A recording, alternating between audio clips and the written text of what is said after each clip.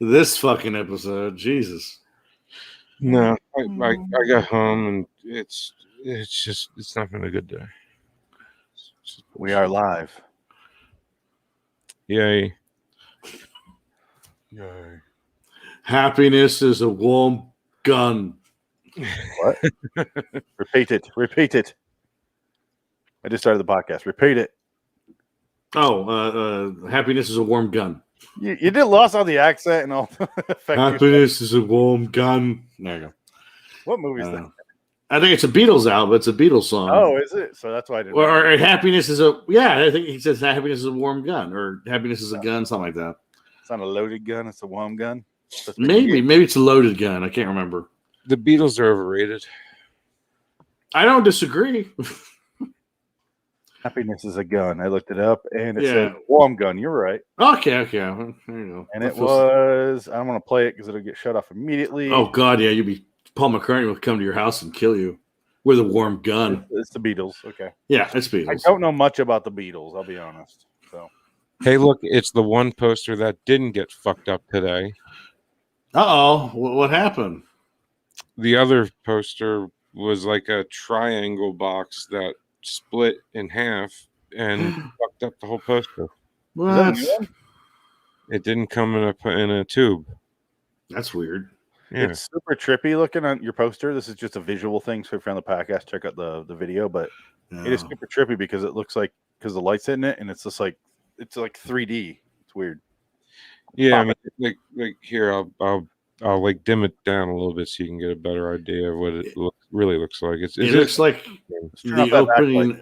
It looks like the opening of 1985 Twilight Zone episode. No, that is Jerry Garcia's bullshit. With Jerry Garcia playing in the background. Oh, nice. Yeah, that's pretty good. Yeah, I kind of want to do the same thing you have there. You got me started. I'm not going to get a frame I have zero room in here to put up a poster. But you got no wall space. I have this spot right here, this little blank canvas right here, and that's it. Well, there you go. That's nothing. But so I'll put one there. Yeah, I mean, I mean, you can have the wall one if you want. I mean, there's like I sent you the picture of the crease, right? I don't remember getting a picture. The box. Is it a vintage one or is it a redo or? Because sometimes the vintage ones are creased because they folded them. Yeah. No, it's pink screaming at the wall. You know. Oh, okay. Oh, yeah, I remember seeing that. No. Yeah. So, anyway, we'll talk about it later. Yeah.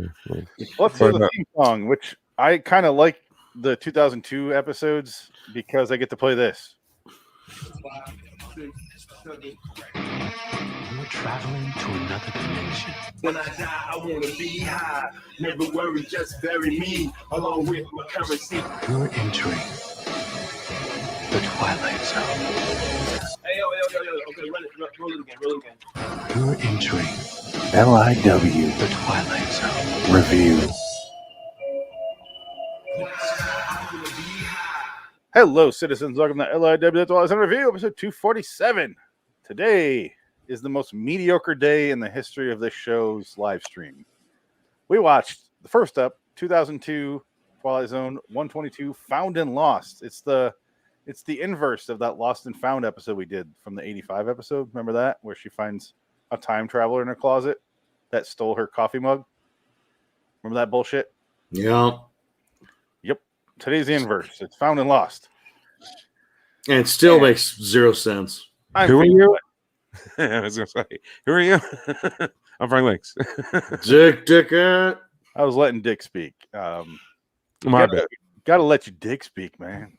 Gotta let it breathe. Yeah. You gotta let the dick breathe. Gotta get that venom out, those word venom. Ooh. You gotta let the turtle out of the shell, you know what I'm saying? Don't we look sexier this week? I got everything in purple. We got our Forrest Whitaker background. Yeah, that's very nice. We got I can play videos and stuff over it. What? Sexy. You got a whole new system then. Yeah. You do?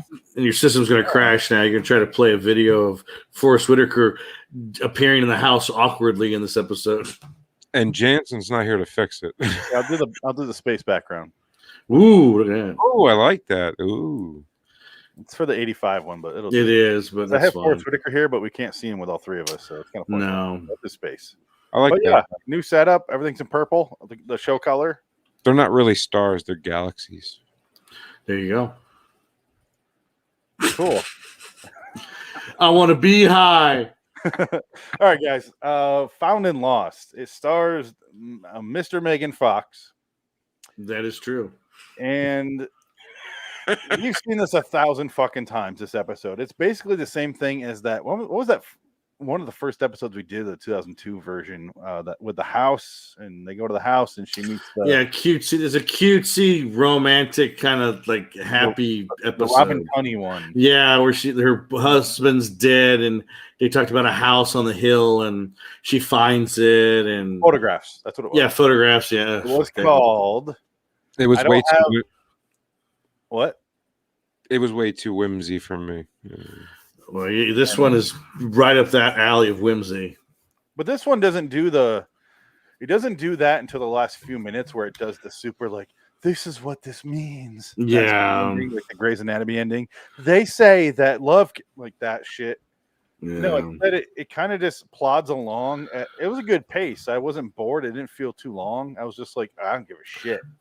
No, I mean the episode's fine. It's a very simple. It's a simple paint by numbers saccharine episode. That's all it is. It's just it's Hallmark. It's like, oh, it's a feel good episode. But if Rod Serling wrote this episode, it would have been him like going to his old house, and it would be like it'd be a crack house, and he gets shot. He would get shot by a drug dealer in a bad sting because these episodes always end badly in the Twilight Zone original versions. I just found something out right now. Right this second. Oh no! Guess who wrote this story? Bill Mumy. Damn it! You looked. I saw it. It was on the credits. It's like, how can I not see it? I don't pay attention. I always do. Yeah. I usually start it and I'm like, all right, I got 1,000 things to do. So I'm like, all right, Brian Austin. Why the fuck is he here? Yeah. All right. So, somehow Dick, he reads all the credits and remembers every fucking name. Sadly. I'm really good at like actors and movies. Dick is like the producer and writer extraordinaire. Well, sometimes it just depends on what it is. Like, because Bill Mumy, that's when you realize, oh shit, that's Bill Mumy wrote this episode. So I guess he was part of the writing team of this show, like for a time. I guess I don't know. Too good to get back to us about. It's still a good life, Mumy. Yeah, bastard. We don't want you, Bill. Go do your Lost in Space reunion somewhere else. Hey, I love Lost in Space. So Loser. me or him? No, him. They're all dead, Bill. What are you gonna do now? All your friends are dead, Bill. Penny's alive. She's kind of hottie too. Who? Penny. Oh, she's barely human. Penny? Penny. My penny. I said I'd talk about this in the show. This is what I'm drinking tonight. Ooh, Oberon. This is from my home. It's a little home brew. It's from Michigan. Oh, there you go. It's like a wheat beer with vodka in it. That's crazy. Wheat beer. Well, that's what beer is, right? Is wheat. Pretty much. Was it made from Lake Michigan water? No, they're from further in, so it's probably like an offshoot, a dirty river. Swill. Yeah, they're from both Kalamazoo and Comstock Park, which is like outside of Grand Rapids. So I'm sure. Oh, Comstock Park, great. Grand River runoff bullshit. Wow. My co-host lives in Wyoming, Michigan. Wow. He lives in a white trash neighborhood. Congratulations. Wyoming, Michigan. There's a Wyoming, Michigan. I never knew that. It's awful. What a wonderful country we live in. There's Wyoming, Michigan. Yeah. I was like, wait, your town is named Wyoming, but you live in Michigan? It's wacky. Like, it's strange. I think that's like right by me when I grew up. Let me look it up. Yeah, you probably lived in. Didn't you have like snow galore in your life though? Wasn't it? It snowed every winter. Yeah. What? Yeah, that's what I'm saying. Michigan, it's like it's a frozen wasteland over there. Why wouldn't it snow every winter? Well, that's what I'm saying. It snows a lot. Oh, Michigan is outside of Grand Rapids, so yeah. It does snow here every winter as well. Well, yeah, you live in. The East Coast is all fucked up with weather. I'm sorry, I've never experienced it because I live over here on the West Coast. So Wyoming, Michigan is. What's up, West Coast? It's like 30 West minutes. Side. So, When I die, I want to be high. West Coast news. where you at, Sacramento? Sacramento, where you at? Where you at? That's the quote. Come on. Yeah, well, Representing the I didn't want to. 315. I didn't want to get copyrighted. There we go. There you go. 315 and the 212. Yo. What right. Forrest Whitaker is that? That's from. I don't even remember. Wow, that is like remember. this steampunk Forrest Whitaker. You like it? That's pretty good. Literally burning the forest down. Lost sexual case of Phoenix. Just read my name. Well, I originally wrote this as my name on here on the screen for the live show. Phoenix West assumes the other two guys are going to use the curious case of, in quotes, as their name. So I'm not. It turns out That's not what he did. Well, it's early yet. This is for the first episode. I haven't It done was it yet. over 50 characters, so I couldn't do it. Yeah, that's a long name. So I changed it to, and it sounds more like a legal battle that I lost when I was sexually harassing someone when I wrote this. But whatever. Oh, that works. You're sexually harassing that other Twilight Zone host show. What was his name? The British guy, Sir Raleigh, or what's his name? Yeah, that's it.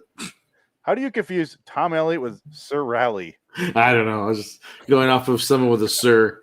We're never getting him on this show. You think the Queen was like, "Yep, I'm going to knight a podcaster." Yeah. Yes, but it's a Twilight Zone podcast. That's my favorite show. And you see, he has a pure white bloodline, so of course I knighted him. I knighted him. He's wonderful. Yeah, the Brits are one of the most racist people on earth. Well, sure. Damn right. They love themselves some white people. Let's talk about the actual episode, shall we? Speaking of white people, the whitest man on earth, Sean Austin Green. Yeah, he is severely miscast for the tycoon, the mogul in this episode, but he's good with the stuff later on, like the personal stuff. I didn't mind. Right? Yeah. But I hated him. Well, because what he's playing I'm the hot shot. I'm cool, but like it kind of wears off real quick. But he's not like hot shot. He's just going. Yeah. Right. Yeah. With his stylus, because it's 2002. He's got a stylus with his BlackBerry. He's writing and it's going messing it all up. Yeah, it's the fucking shit. The shittiest phones of the early 2000s. I have a stylus. There you go. Yeah, but his is way smaller and worthless. Why, Frank? Do you have a stylus? Are you painting something? My iPad. Oh, That's not a stylus. That's an iPad that has that feature. Yeah, it's a pen. It's a pencil app thing. Does it work?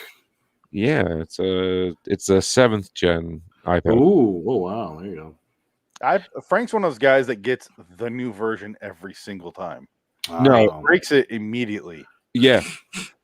Day one, he broke that. Do you think every time you break a new technology, do you say, I had all the time in the world? It's not fair. I'm still paying for it. Yeah, there you go. I have $800 left to pay on something I haven't had since. Eventually, I will pay off the 3rd gen, and then I'll start paying off the 4th. I'll get there. It was, dude. It was the 516 gig, iPad Pro. What is that tapping sound? That was Dick. Is that your phone vibrating? Probably. The fraud thing's trying to call me. That's why. It's the one about like, oh, your card has been stolen. It isn't. Press right here. 247. Yeah. To leave. Otherwise, we sue you. I love that. Like, what? Just give us your. That escalated. Damn. Your social security number. We're going to prison. Okay. Come get me. It was just the ironic thing is I was going to put the screen protector on the front of the iPad, and then my dog barked because every time somebody walked up the steps, he would go batshit nuts and scare the shit out of me. I went, whoa, and it went, and then You know when it hits the tile floor and it doesn't hit the corner and ding, it's just thump. Wow. You know that entire screen is just spidered. Oh, sure. Yeah. Oh. And then, I have insurance, and they sent me a $1,500 check. Yeah, all right. And I paid my rent with it. Fantastic. Yeah.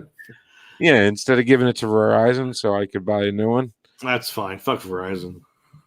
Well, Verizon is the only company I'll never go back to.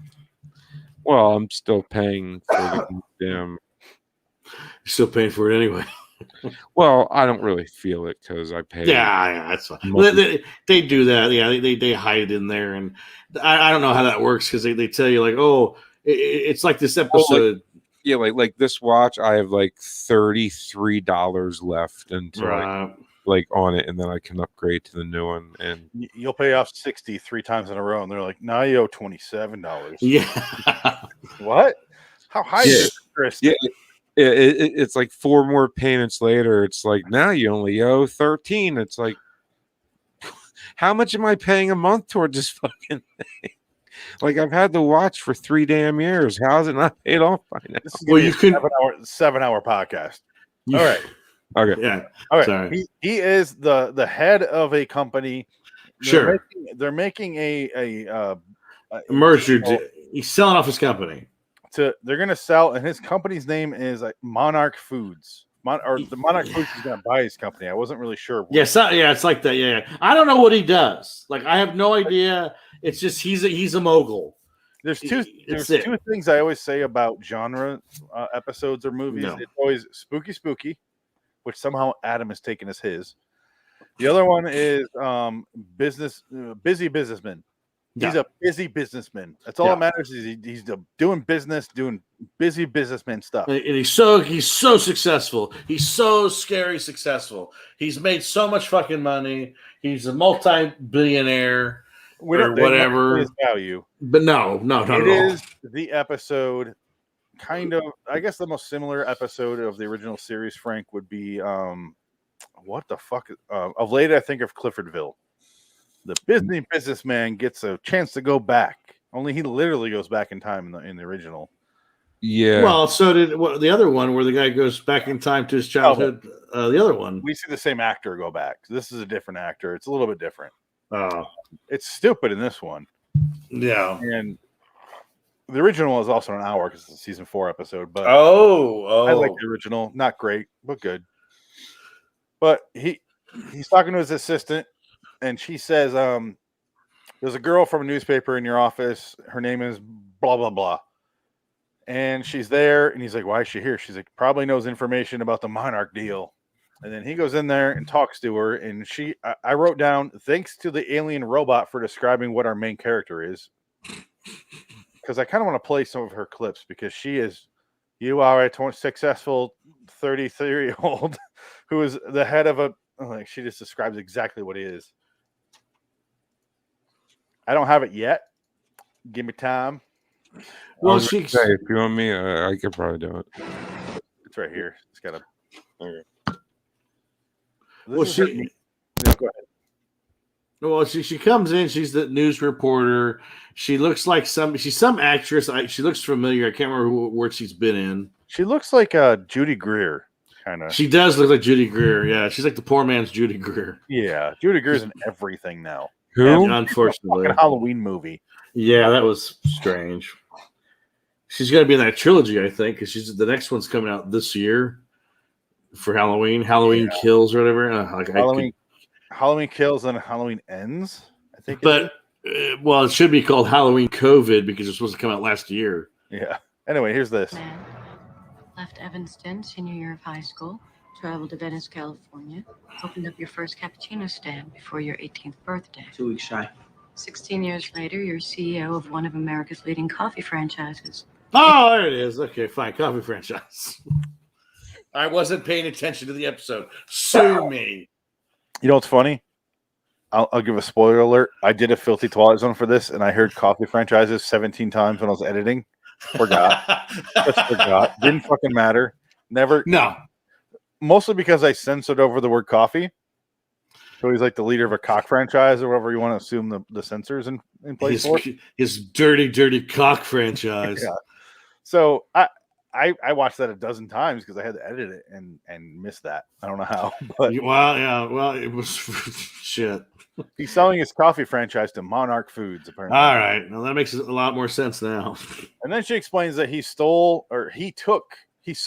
No, she just says you sold your father's baseball that was signed by the 1927 Yankees when you were 17.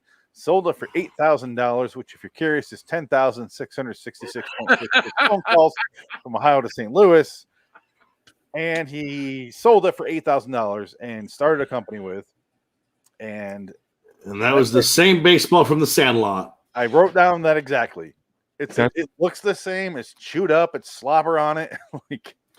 I was like, really? But what? So here's the thing. Like, why is that such a bad thing? Like, he should have just told his dad, look, I want to be a businessman. Let me invest this because this is the only thing we can to invest. And I'll buy it back for you one day. But let this be the start, like the seed to a great oak of a company. Because he could have bought the fucking baseball 25 times over, like after he was successful. The problem is he only sold it for $8,000. I'm like, that baseball's worth fucking millions now. Back then, too, like that was when that shit was hot. Now, I mean, it goes back and forth, but no, then when baseball was hot, that would have been like $1 million ball. Yeah, it would have been way more than 8,000. Someone just sold today a LeBron James rookie card that was signed for $4.6 million. I got a notification on my phone for some fucking reason because it was graded too. But they're grading cards now. That's why all the cards are going up in price. Yeah. But if you had a 1927 signed baseball by the entire team, we're talking right now, 2021. Yeah, we're talking. Sure. Isn't he still $750 million? Todd McFarlane would buy that. Todd McFarlane would buy it for $5 million. If I said it was haunted, Zach Baggins would buy it for $250,000. And he's sticking in his ass. No, that fucking Virgin Galactic fucker would be there. No, but Todd McFarlane's a big sports memorabilia buyer. He has all the Kirk McGuire, or what's his name? Kirk McGuire? I'm sorry. Fucking Mark McGuire baseballs. Why? Was he got his juiced up balls? He's got all the ball. He paid $1 million for like each ball, something like that. He spent so much money to get all of them, all 69 or whatever it is. I think he got Sammy Sosa's too. He's like only interested in steroid balls? Yeah. Well, I mean, I remember it. Well, that was back in the 90s, right? Roughly. 97, 98? Yeah, I think so, yeah. I couldn't have cared fuck less. Well, I was never into baseball because by the time I was into baseball, they struck, and so I was out. I was done with baseball forever. It's like I saw Sammy Sosa, and I'm like, how is this guy belting them the fuck out like the way he is? I'm bigger than him. Like, and then suddenly he showed up one year and he was 3 times your size. Yeah, but then again, Mark McGuire's head became like. Yeah, I mean, yes, steroids does have that effect on people. But are you going to hit? Okay, you go take steroids. I'll throw balls at you. Are you going to hit them every time? Home run every time? If you were just a generic baseball player, I would throw the ball into his face. His stupid steroid face. I would walk him every time.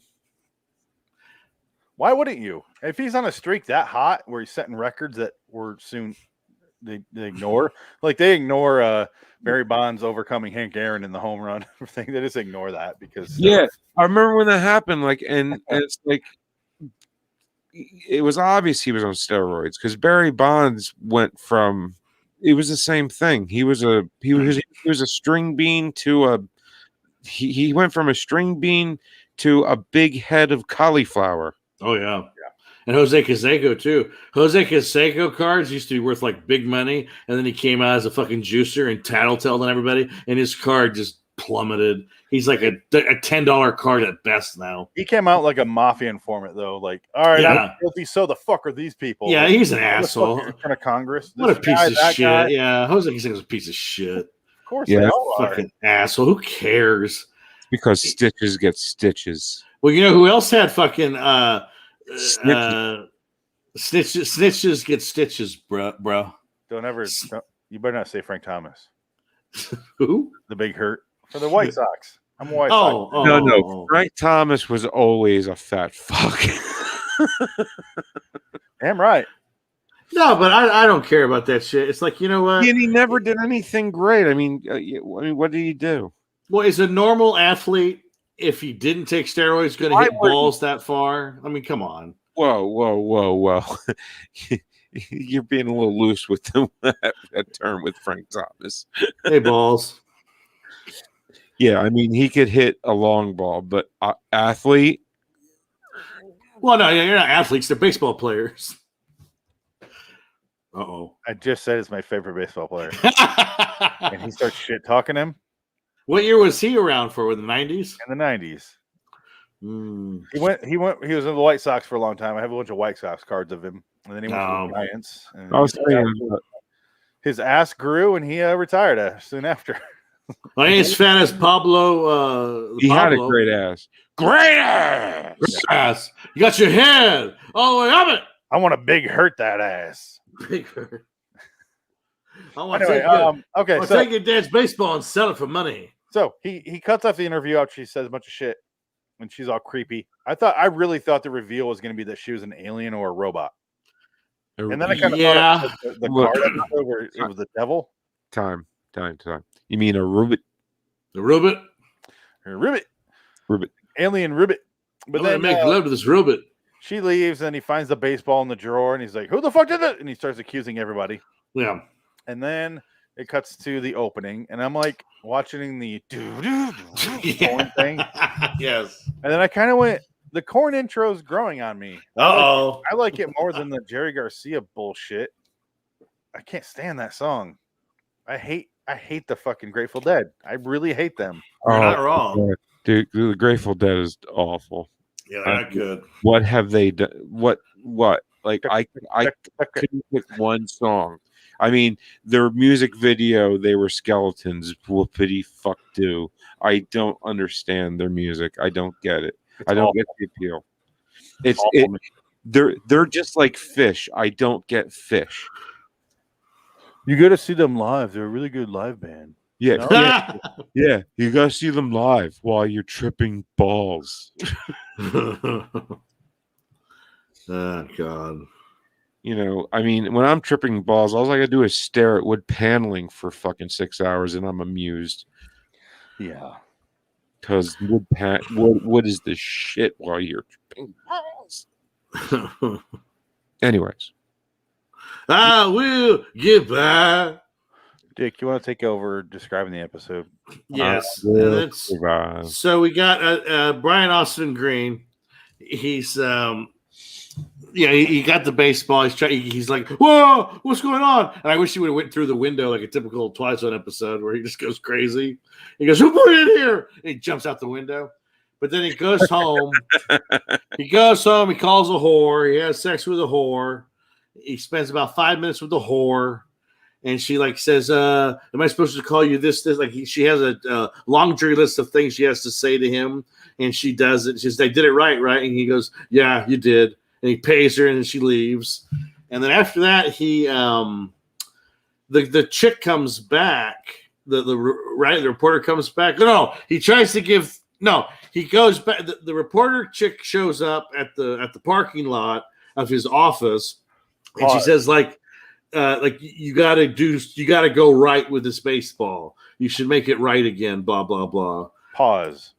Is that what happens? Yes, but pause. Pause on the horror part. Yeah. So I had to pick something up on my side. Sorry, because the whore when he goes home, checks his voicemails, gets one from the reporter. He ignores it. Here's one that's like, it's been days since I've seen you. I need to get over there. I miss you. Yeah. And then he starts fucking her, and I was like, oh, his girlfriend. Okay, here we go. Yeah. And then she's like, I love you, and he's like, he just says nothing, and I was like, this guy's a badass. And then she rolls. He's like, I already finished. Get the fuck off me, bitch. Yeah. And then she goes, you still pay me for the whole night. She's like, do you want me to leave? He goes, yeah. I'm like, this guy's a really badass. And she is taking this like a champ. you don't say I love you to your whore. I didn't know she was a whore yet. Oh, Well, no, 'cause she does it because she has like a list of things to do, because it makes him feel like, oh, he's special, but he's not. Girlfriend experience. Yeah, he has an empty life, and that's what that's establishing. Basically, is he's lonely, and all he can do is pay for hard sex. But you don't It's know like a that typical Tuesday at Dick Dickett's house. Yeah. It's only And they usually leave by 8. yeah. And they don't get paid for the rest of the night. But this girl gets paid to spend the night. Yeah. I don't know why. I think he goes, you have to call me every Tuesday and say you love me and miss me and want to fuck me. Yes. And then you come over, fuck me, say you love me, fall asleep, and then in the morning your pimp picks you up, and I have to send you off like send you on the school bus. She Ubers home, and she goes back to her psychology class. Get in the Apollo, young lady. How much did he pay her?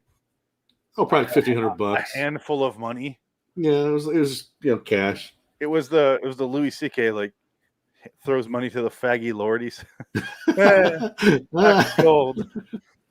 And then he jerks off in front of you. Yeah. Straight up cash money, bling bling. Bing bing. He gives her a general amount of money, and then she leaves. Reminds me of the time Tobey Maguire threw quarters at me because he didn't want him. He didn't like him. Fuck it, Tobey Maguire. Tobey Maguire is like the biggest asshole in the world. He's a scumbag. I don't like him. Nobody does. He's a piece of shit. He's horrible. He's gone. Yeah, he's gone for like no one wants him because no one likes him. Yeah, he's an asshole. He's burnt his bridges. Who? Tobey Maguire. He's real? Yeah, he's Spider-Man. Remember Tobey Maguire, the pudgy Spider-Man from Tobey Maguire. I thought you said Jerry Maguire. No. Tobey. Mark Maguire did so many steroids during his baseball era that he gave a tumor birth to Tobey Maguire. He became Spider-Man, and it's a really weird backstory, but completely. Well, he was in one of the best Twilight Zones that Peele did. Tobey Maguire? No. You're thinking of the guy from the 70s show. Topher Grace. Topher Grace. Who was in Spider-Man 3. I suck. Well, you're not wrong. He is in Spider-Man 3. Topher Grace. Yeah, so you're not off. A crossover there. Yeah, he was Venom, right? Yeah, exactly. Unfortunately. But now Sam Raimi's going to pay for his sins because he's doing the Spider-Man 3 movie. Or Spider-Man 4, whatever. Okay. I don't know. Fucking who cares? So he goes to the closet. He finds his old Letterman jacket, and he's like, "That's what happened." Did that bitch pay you to put this jacket in here? And she's like, "I don't know what you're talking about. That's when I expected, Dick. What you were saying. I expected. Yeah. What's you guys are all crazy. Crazy whore." It jumps out the window. Yeah, but no. He says, oh, okay. He says nothing more about it. He just believes her. I'm like, thank you. That's nice. It has my name on it. You fucking whore. Did you do this? How do you know my real name, you whore? You whore, I'll pay to know my name. Oh, are you Bess? Are you fucking Bess? Oh, fucks yeah. Because he starts talking about his old ex-girlfriend, Bess. Who the fuck name is Bess? I have so many questions about the names, and I'll bring Bess them in a moment because, like you said, he goes back to work, sees her in the garage, the car garage. She's like, you do this about the baseball, and he's like, you gotta fix that. And he turns around because his secretary's there, and he turns back around, and she's gone. And I'm like, stop turning your back to her, motherfucker, because it keeps happening. But then again, it's like that Simpsons episode where he turns, he goes, I bought it from that booth over there. Oh wait, no, it was over there. You'll be sorry. And it's her. She's like behind the other car. She goes, get rid of that baseball. Do yourself a favor. And she disappears. Yeah. Or she just goes in her car, drives away. This is the first time I can think of where the motherfucker in the Mr. Megan Fox is only 29 here in real life. Really? But he's playing 33. Huh. Okay. Yeah. Frank, we always watch episodes where they're 47 playing 32. Or there's a shocker. It's the first time I can name where the actor's a couple years younger than what he's on screen as. Yeah. But he also seems like he's on Thorazine the entire episode. Exactly, yeah. What is Thorazine? It calms you down. Kind of. This is before he was fucking Megan Fox. Oh, yeah. Because that was like 2008, or 6 or 5 or something like that. Yeah, he's having hardcore UPN sex right now. he's fucking Bess in a cavalcade of horrors. I looked up this director, Vern Gillum. and he started his career making McDonald Land commercials for Oh McDonald's, my god! and they look atrocious. They are as Wow. frightening as you think they are. From the Oh. 70s. Oh, they're awful. Well, I watched this. Speaking of that, did you ever watch that documentary on Netflix, the Last Blockbuster documentary? I watched it for about. I didn't watch it until like last 10 minutes. It was kind of boring, so I left. But I guess Jamie Kennedy's in it, and his first job in Hollywood was he was a Blockbuster team member, and they did a series of commercials. It was him and Jim Gaffigan, and they did the series of Blockbuster commercials, and they were like the spokespeople for Blockbuster. And he said the first year of his career in Hollywood was working for Blockbuster. He used to make $9,000 a year, and then with that Blockbuster job, he made $99,000 that year. Nice. Yeah, so that was kind of a neat story, and that's why he had like a connection to Blockbuster, which is kind of sweet. Jim Gaffigan's doing a little better. A little bit. A little bit, yeah. Well, because he didn't do Son of the Mask, so that's on Mr. But Kennedy. Jim Gaffigan was never in a movie as good as Scream. So, No, he was not. so there you go. Trade off. No, he was very good in that movie about Ted Kennedy killing that woman in Chappaquiddick. Is it called He's- Chappaquiddick? I think it's called Chappaquiddick. Yeah. Yeah, that one, that movie. Yeah, he was very good in that. Anyway, okay. He goes back to the office. He starts to have a meeting where he's going to show these executives his video. Like, this is how we're going to sell the company. He plays it, and it's like some home videos from when he was growing up. Oh, don't forget though, we're missing the part Mom. where he goes to his mother. Yeah, Mom, yeah. that's the important part. He goes and visits his welfare mom, waiting for a bus. On a bus stop, Yes. because I guess he never cared to take care of her. But his secretary in the beginning is like, "You want me to send your mom flowers? I'll pick them out. I also call her and say you said it." And he goes, "She would hate that." No. And So that's it. yeah, I mean, it's not like it's like they don't really do a very good job kind of setting him up as an asshole. So Yeah. it's like if they're going to set him up like, oh my god, he did this horrible thing. He took the baseball and he sold it and it killed his father. Literally, it killed his father because his father is dead and he had a heart attack because he took the baseball and sold it. But it's like that was an invest. Like again, like I said before, it's like, Dad, if you let me sell this, I promise you, I'll buy it back. Like I'm going to take this and get a business going. When I get wealthy enough, I'll buy you 5 of these. Like I will seriously repay you so much and take care of you guys. It's his 'Cause- grandfather's ball that gave it to his dad. So it's not like the dad was waiting in line for. Well, yeah. I mean, it's kind of stupid. It's just like you have like that's the whole thing of investments. You have to invest it in something, and it's just sitting there collecting dust. They're living in squalor in this shithole house, and like, oh, it doesn't matter about money. Well, yeah, it does when you have a chance to make more. The house wasn't shit back then, though. No, that's true. Yeah, it became shit now. But so is the mother living in a cardboard box then because she didn't get to keep the house? Well, So the according house to is- IMDb, she's going to the welfare office. That's what she's waiting in line for. Before she's Is waiting that for this for. Yeah, that's what really? IMDb says. Now, see, I didn't see that at all. No, it's so the only thing they show him being an asshole at is he's on his stylist while she's talking in the beginning. That's it. him That's being it. an asshole. Yeah, and that's it. It's just like, well, wouldn't you be doing that too? You can do 2 things at once. It's like, yeah, Yeah, he's a doing businessman. I get it. doing a bullshit interview he doesn't care about. Yeah. But anyway, he does visit his mom, and then she spills everything out. Where he took the baseball, the dad was Yeah. so upset he died, and she was left with squalor and homeless, and apparently doesn't talk to her anymore. He doesn't have anything to do with the family. He and apparently Bess died. See, I was lost on that. I didn't know if she died or not. I get confused where they start going Elizabeth Wicker or Elizabeth Carter. Well, Bess? no, Carter, yeah. Wicker, Carter, Wicker, Bess. I'm like, who the fuck are these people? Well, that was the reporter.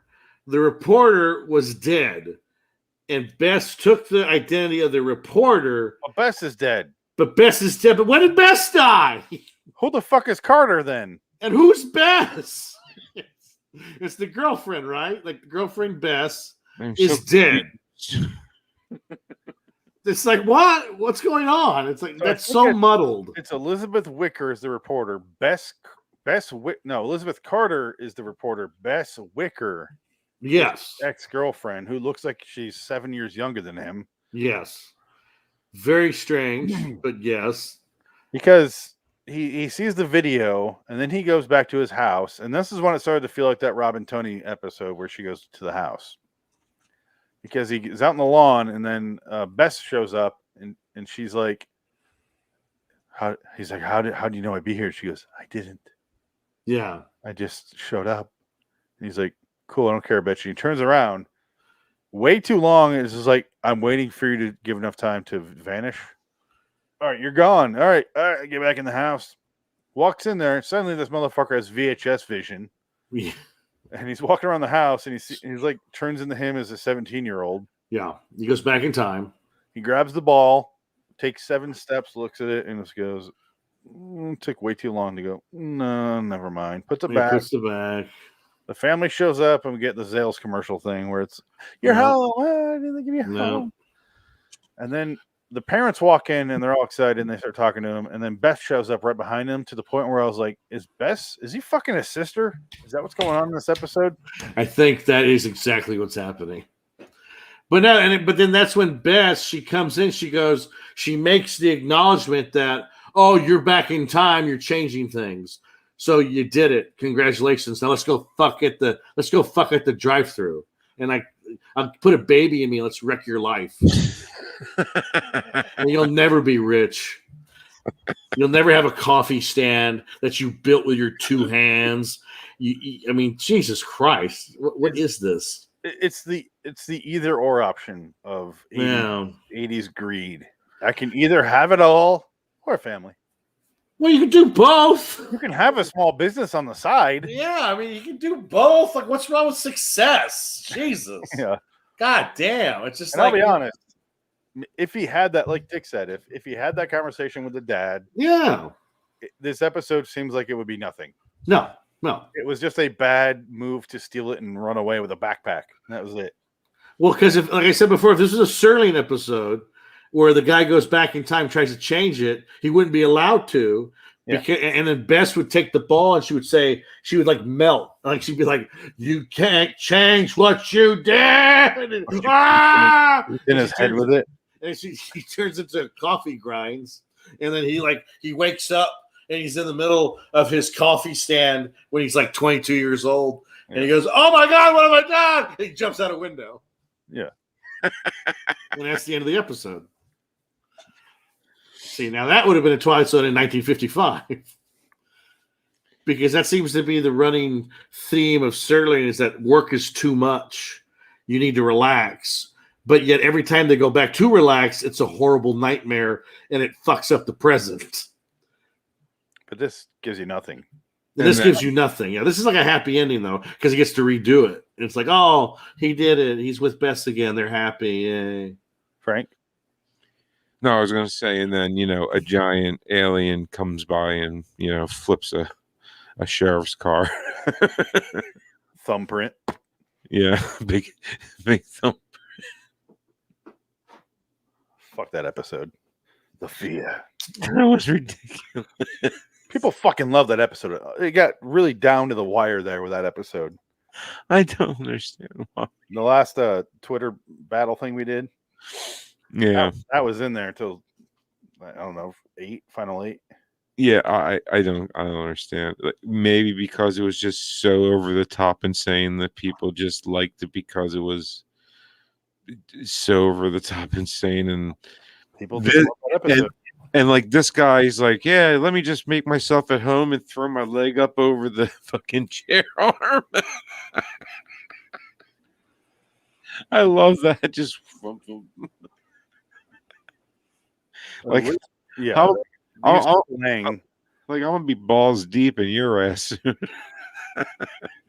That's the fear. Oh, I have a note with the mom because he gives her the baseball, the mom, and he's like, "Here you go," and she gets on the bus and she goes, plup, plup, and he goes down the sewer. And I wrote down his homeless mom drops the precious ball into Pennywise's lair. Yeah, I was gonna say Pennywise rips his arm off. Here you go, Georgie. Oh, never mind. Sean Astin Green. Here you go, sir. I'm sorry, Sean Astin Green. Yeah, I love your work. I love 90210. It's a great show. Tori Spelling's wonderful. You're gonna Stellar. fuck someone really soon. Everyone's gonna be really jealous for 3.5 months, and then everyone will pity you. And then they'll see Jonah Hex, and she'll be forgotten, just like me. I forget chapter 2. So, what did you do for 90210 there, Dick? I'm sure you had something to do with it. Nah, I worked with the guy that was in 90210 news show, and I knew of some people that were on it because I was in acting class with them. But I actually had to lay on top of the guy shirtless, and it was really hot, so I was sweating on him, and I felt so bad because like I was supposed to play like an Asian man, so I was on top of him. Yeah, don't ask. It was a fucking nightmare. What? I've never been paid for this job Can I ever. put a pause in this story and just say, did you have sex with someone from 90210? A man? No, it wasn't sexual. It was. I think I was passed out. So the Asian guy was supposed to be passed out on top of him. And then I was the body double because he couldn't do the shoot anymore. So I had to double him. So they had to hide my face every time. How many Asian people have your body? I don't know, but look it up. I'm credited as Takashi on IMDb. So this is true. What's it called? It's called. Oh fuck. Let me see. Birds of a Feather, I think. Just type in my name. It'll be on there. Richard Pierce. Wow. Okay. Yeah, it's on there. Takashi. Yeah. Takashi 6X by 9. Everybody's so worried about racism nowadays. Hollywood's the most racist. Well, this was like 5 or almost 10 years ago, so we could get away with it then. Were you playing Takashi Mike, the director, and you fell asleep on someone? Yes, it is. Takashi. Yeah, see right here. What's it called? Go Birds up. of a Feather. From what year? Oh God. Is it James Mangold? 2011. No It's idea. directed by Anthony Mindell, written by Anthony Mindell. Birds of a feather, they flock together. So I got a lot of credits on here. Mice might have their chance as well as I have mine. I got a lot of Lloyd in Wonderland credits on here. Damn right. You're welcome. I gotta put some trivia on here. Go for it. I don't know how. I'm way behind. I'm like a year behind on that, so I'll catch up.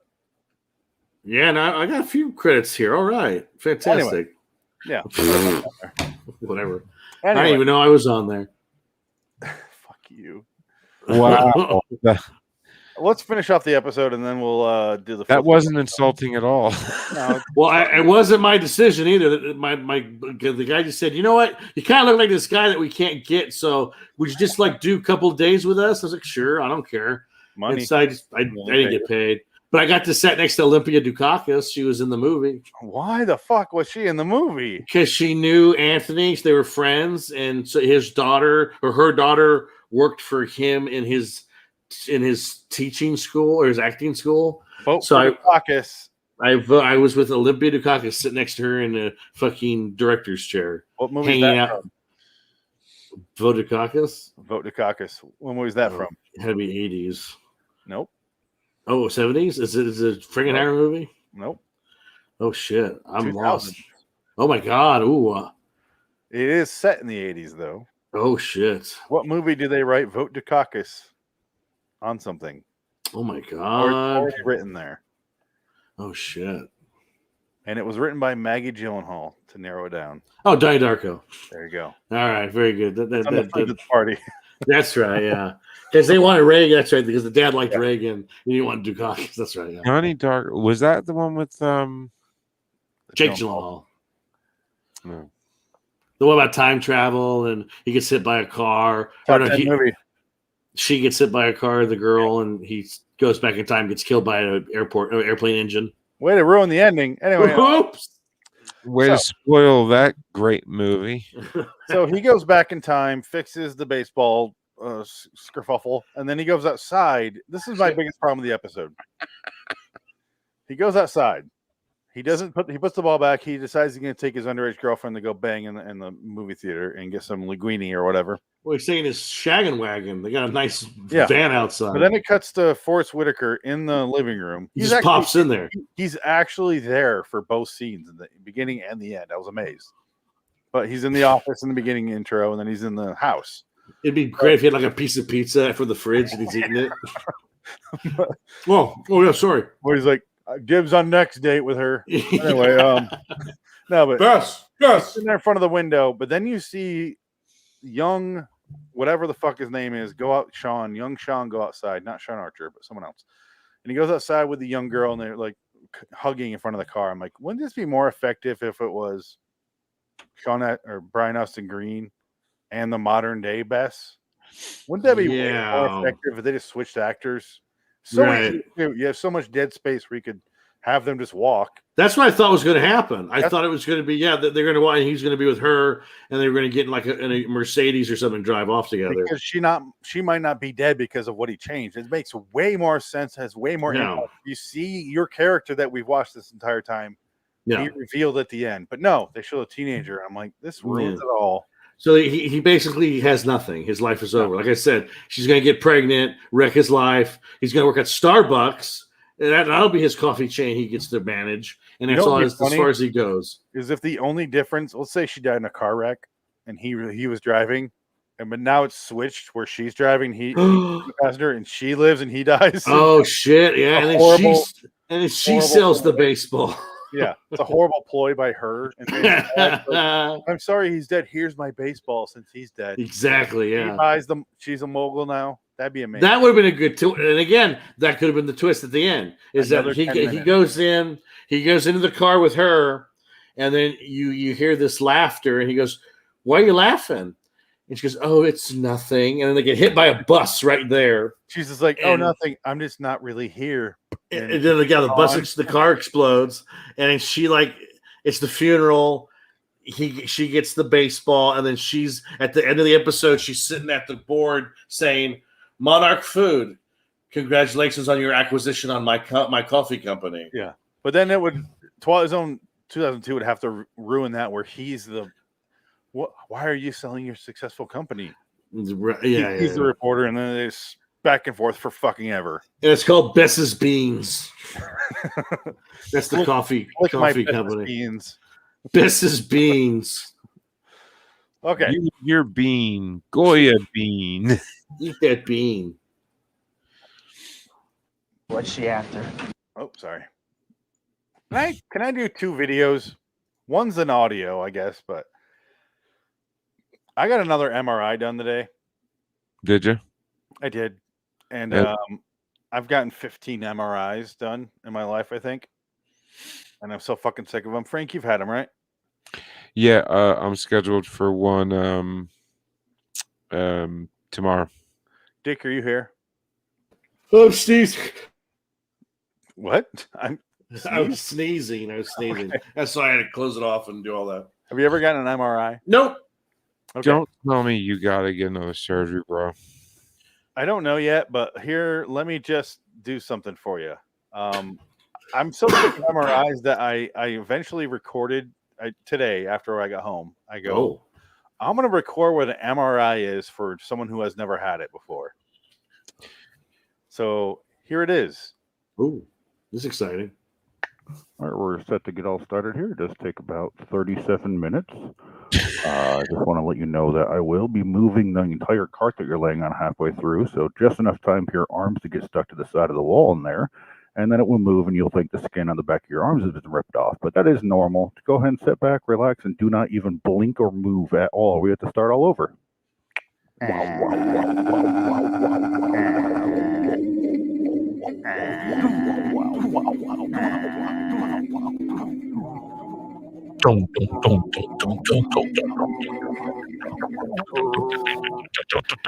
This is when the Jonathan Davis music starts. I'm waiting here in the other room.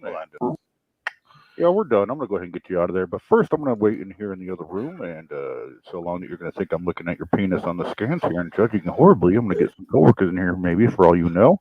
Go ahead and give me a minute there. I'll be ready. Oh, my God. That's the experience. Yeah, and no, thank you. And the sounds are horrific. It's pure radiation. It's not radiation, it's magnets. And you know, and that's right, yeah. And it wouldn't be so bad if it was an MRI on like your ankle or your knee, but it's your fucking back. So you're all the way in that bitch. My next one's on my knee, so I'll be even further in that bitch. Oh, So I'm gonna have to get another MRI here, and probably as soon as I can get it. But I don't know. A CAT scan's for your brain, though, right? Yeah. Is that the difference? And MRI is hear that a CAT scan is a bit different from what I hear. I don't know, but because an MRI, well, a CAT scan is like you got to be in there and like you wear leather. I think that's radiation. Yeah, that's like radiation. That's scary shit. It's all radiation. It's all gonna kill you. But it's all nuclear radiation. All right? I saw Terminator Genesis, and it is magnets because that's what attacked the robot, John Connor, the MRI machine, which the destructive force. When they came up with the name MRI, it was really going to be MNRI, but they left the N out because nuclear scares people away. They left that N word out. Yeah, one of the few N words you should leave out. But yeah. All right, here is Filthy Twilight Zone. But I just want to say, yay! That's the experience if you never had one. I wanted to keep going in longer and longer because it is 20 minutes that you're in there. Ugh. But you get the idea, right? No, thank you. Oof. It's just you have to put in earplugs, and it's like it's so loud. Well, no, actually, like the place that I go, they give me headphones, and they ask me, "Is there anything that you would like to listen to?" And I always bring. I have literally a iPad from 2005. And I have Echoes, or I mean, Live from Pompeii, right? Because that's so long. I got an MRI in high school, and I was laying there, like my hip was fucked up, and they never found anything. But I was laying there for the first MRI ever, and I go, "This is like Pink Floyd," and I was putting my own beat to it. My hands sweat, little like to blue. But the problem is, they get every time you're like, "Yeah, this is a good song," they're like, "Yeah, 5 more minutes." Goddamn, a song. Yeah. Yeah. Anyway, here's Filthy Twilight Zone for Found and Lost. It's not very good, but it is what it is. It bees what it bees. It is. What's she after? My guess is word spreading fast on the Monarch Foods buyout. No, her off. She's been waiting almost an hour, Sean. This is not the time for bad press. You're CEO of one of America's leading franchises, and yet you're trying to sell a company that you built from. It's good. Remember? Yes. I remember. Why do I get the feeling that didn't go so well? Don't let that sweet fool you. She's up to no good. It gets better. It's Alicia. I'll be by your place at 9. I can't wait to you. It's only been a week and it feels like forever. Oh yeah. Like crazy. Wow. Bye.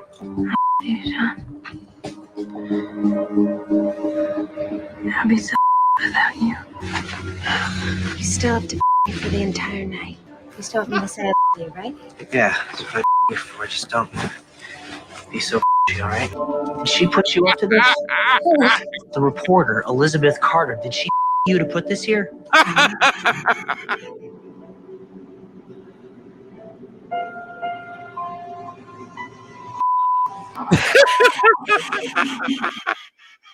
Very good. Very good. Wait, Home do grand slam at the end there, Phoenix. The ending is the only good part, honestly. Dude, the rest of it you have to watch a couple times to hear because the music is so fucking loud in this episode. Well, no, I turned my because you're right, it was loud and I was having a hard time hearing what they were saying, so I turned my little on my mixer, I turned it down, and then I was able to hear everything, and it was hysterical. Here's the best part: Frank laughed over it. I know you, Sean.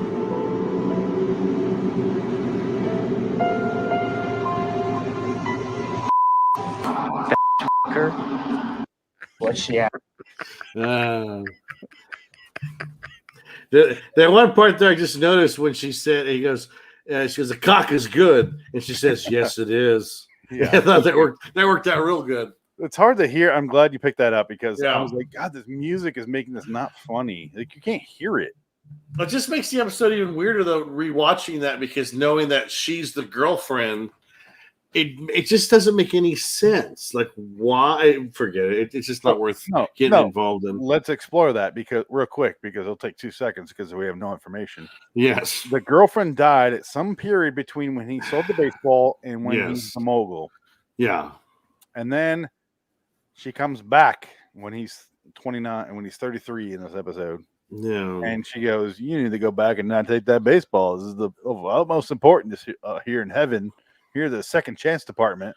Yeah. And then that's it. Well, but she's dead. She's playing a dead person who's already a dead reporter. She's dead. Yeah. Why do we need the reporter backstory? I don't know. Why do we need any of this? None of it adds up or makes any sense, but it didn't bother me. It didn't take away from the episode. It's fine. Yeah. I mean, whatever. It's just there's going to be holes in it, and this is a really plot heavy whole episode. Yeah. It's okay. I want to bitch about what you just said, Dick, but in the end, it doesn't matter. No, you're not going to find any plot holes. You're not going to find that magical cock that fits that plot glory hole. No. So let's just move on. He sold it to Monarch Foods. Yeah, let's give our scores. Has anybody ever had the pleasure of being in a glory hole? Well, it's supposed to be there to hold your pants. That's supposed to be. I'm not supposed to talk about it, legally speaking, according to South Park. Yeah. No, I mean, I went into one not knowing I was in one. So it's a lot of. Oh, sorry. You were telling a gay story. Sorry, go. Sorry. Okay, so I was 18. Turn your right? camera on if you're gonna tell us a gross story, so now you're not touching yourself. Was that a rest stop? Hands up. Oh, let me do this, Frank. Oh, Jesus. Too late. I splooge. Anyway, so I found and lost my dick. So there's a place called Gemini Bookstore, and I didn't know what a bookstore really was, but you didn't know what a bookstore was? An adult bookstore. Adult bookstore. I didn't know what it really was. It's just a front for gay men to go and suck each other off through a wall as they watch porn. So did they treat you good or what? Give me 30, 40 minutes. I'll be right back. Okay, look. So I went into the room and I closed the door and I kept hearing a knock, knock, knock, right? I didn't notice the hole in the wall because who looks down at a wall while there's porn on the screen in front of you, right?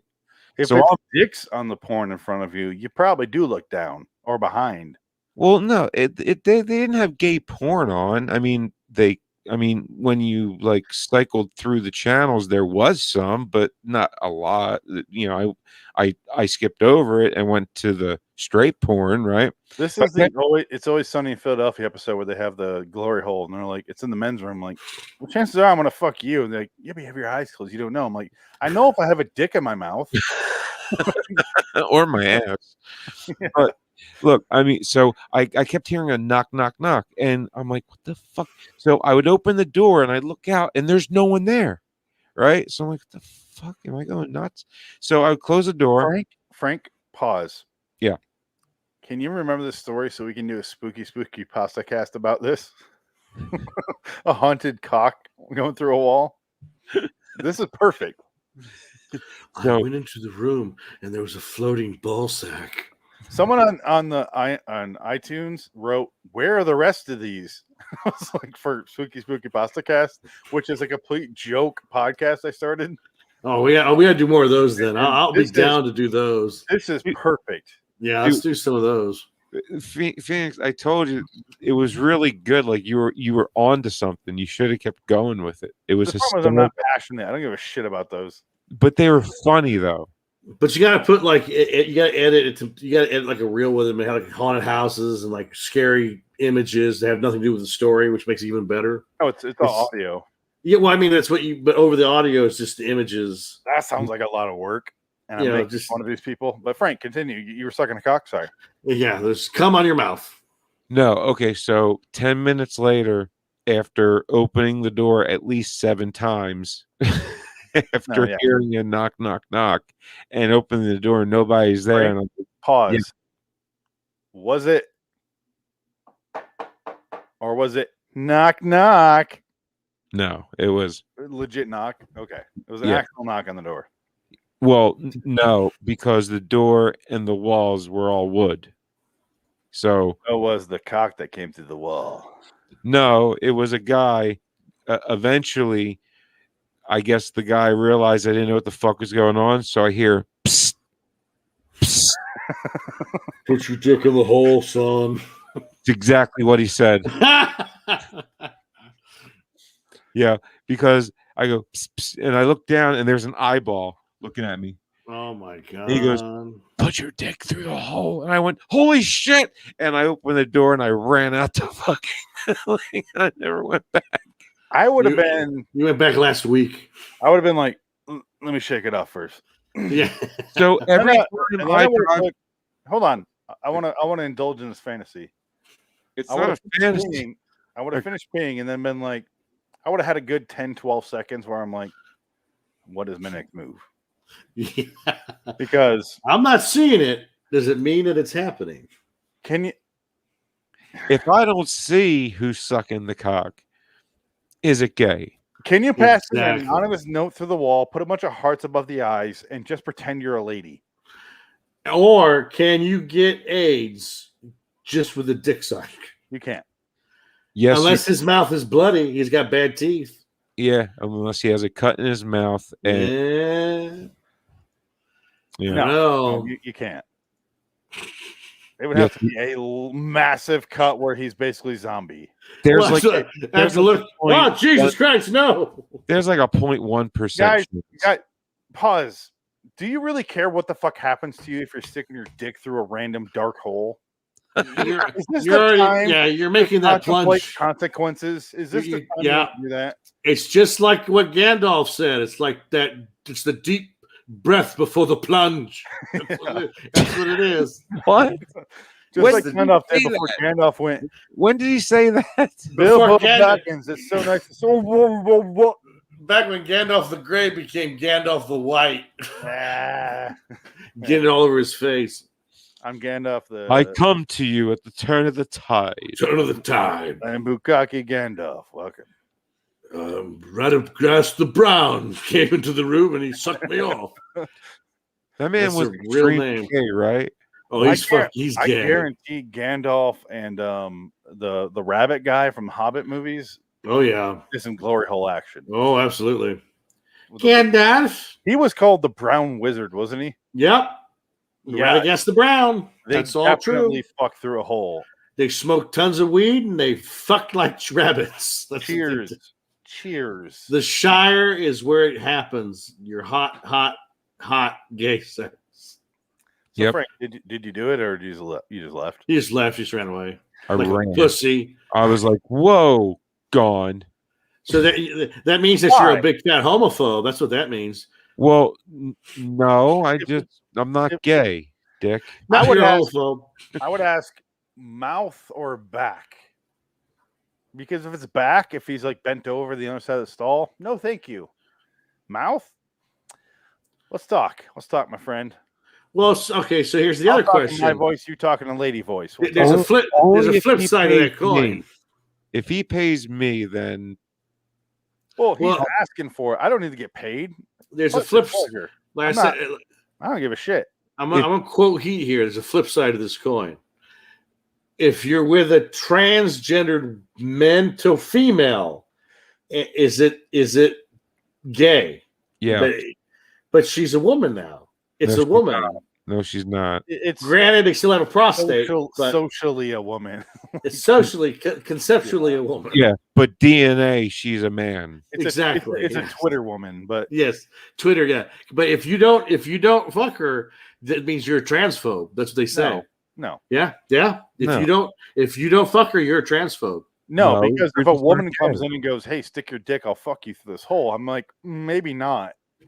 So no, that doesn't make me like no, it doesn't make any sense. No, Well, I know. think I I'm not. just want I'm not making this shit up. I'm just saying this is what they say. It maybe doesn't I make can any wanna stick my sense. dick in a Who- random Yeah. hole for a stranger. Yeah. Like maybe I'll break. No, Yeah.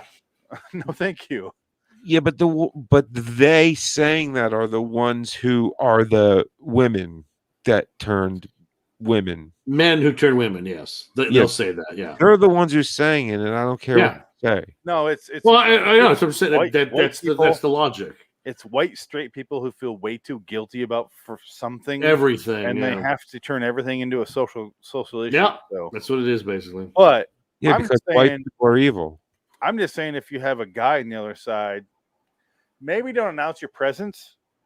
Maybe if you just slipped a note with some hearts over the eyes, like I said, and be like, okay, I can pretend you're a lady for 5 minutes.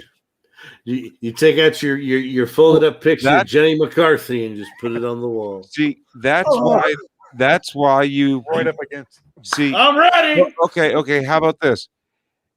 You stick your dick through the hole, It's and been 10 minutes, by the way. but your head is watching straight porn. That's fine. Again, yeah, I don't know. It's all eye of the beholder. I don't care. Speaking what of Twilight you care, Zone. great. I feel like Frank, you care way more than I do. No, I just presented the question: is that still gay? I don't care about that. Is what I'm saying. I don't give a shit. Hey, when in Rome?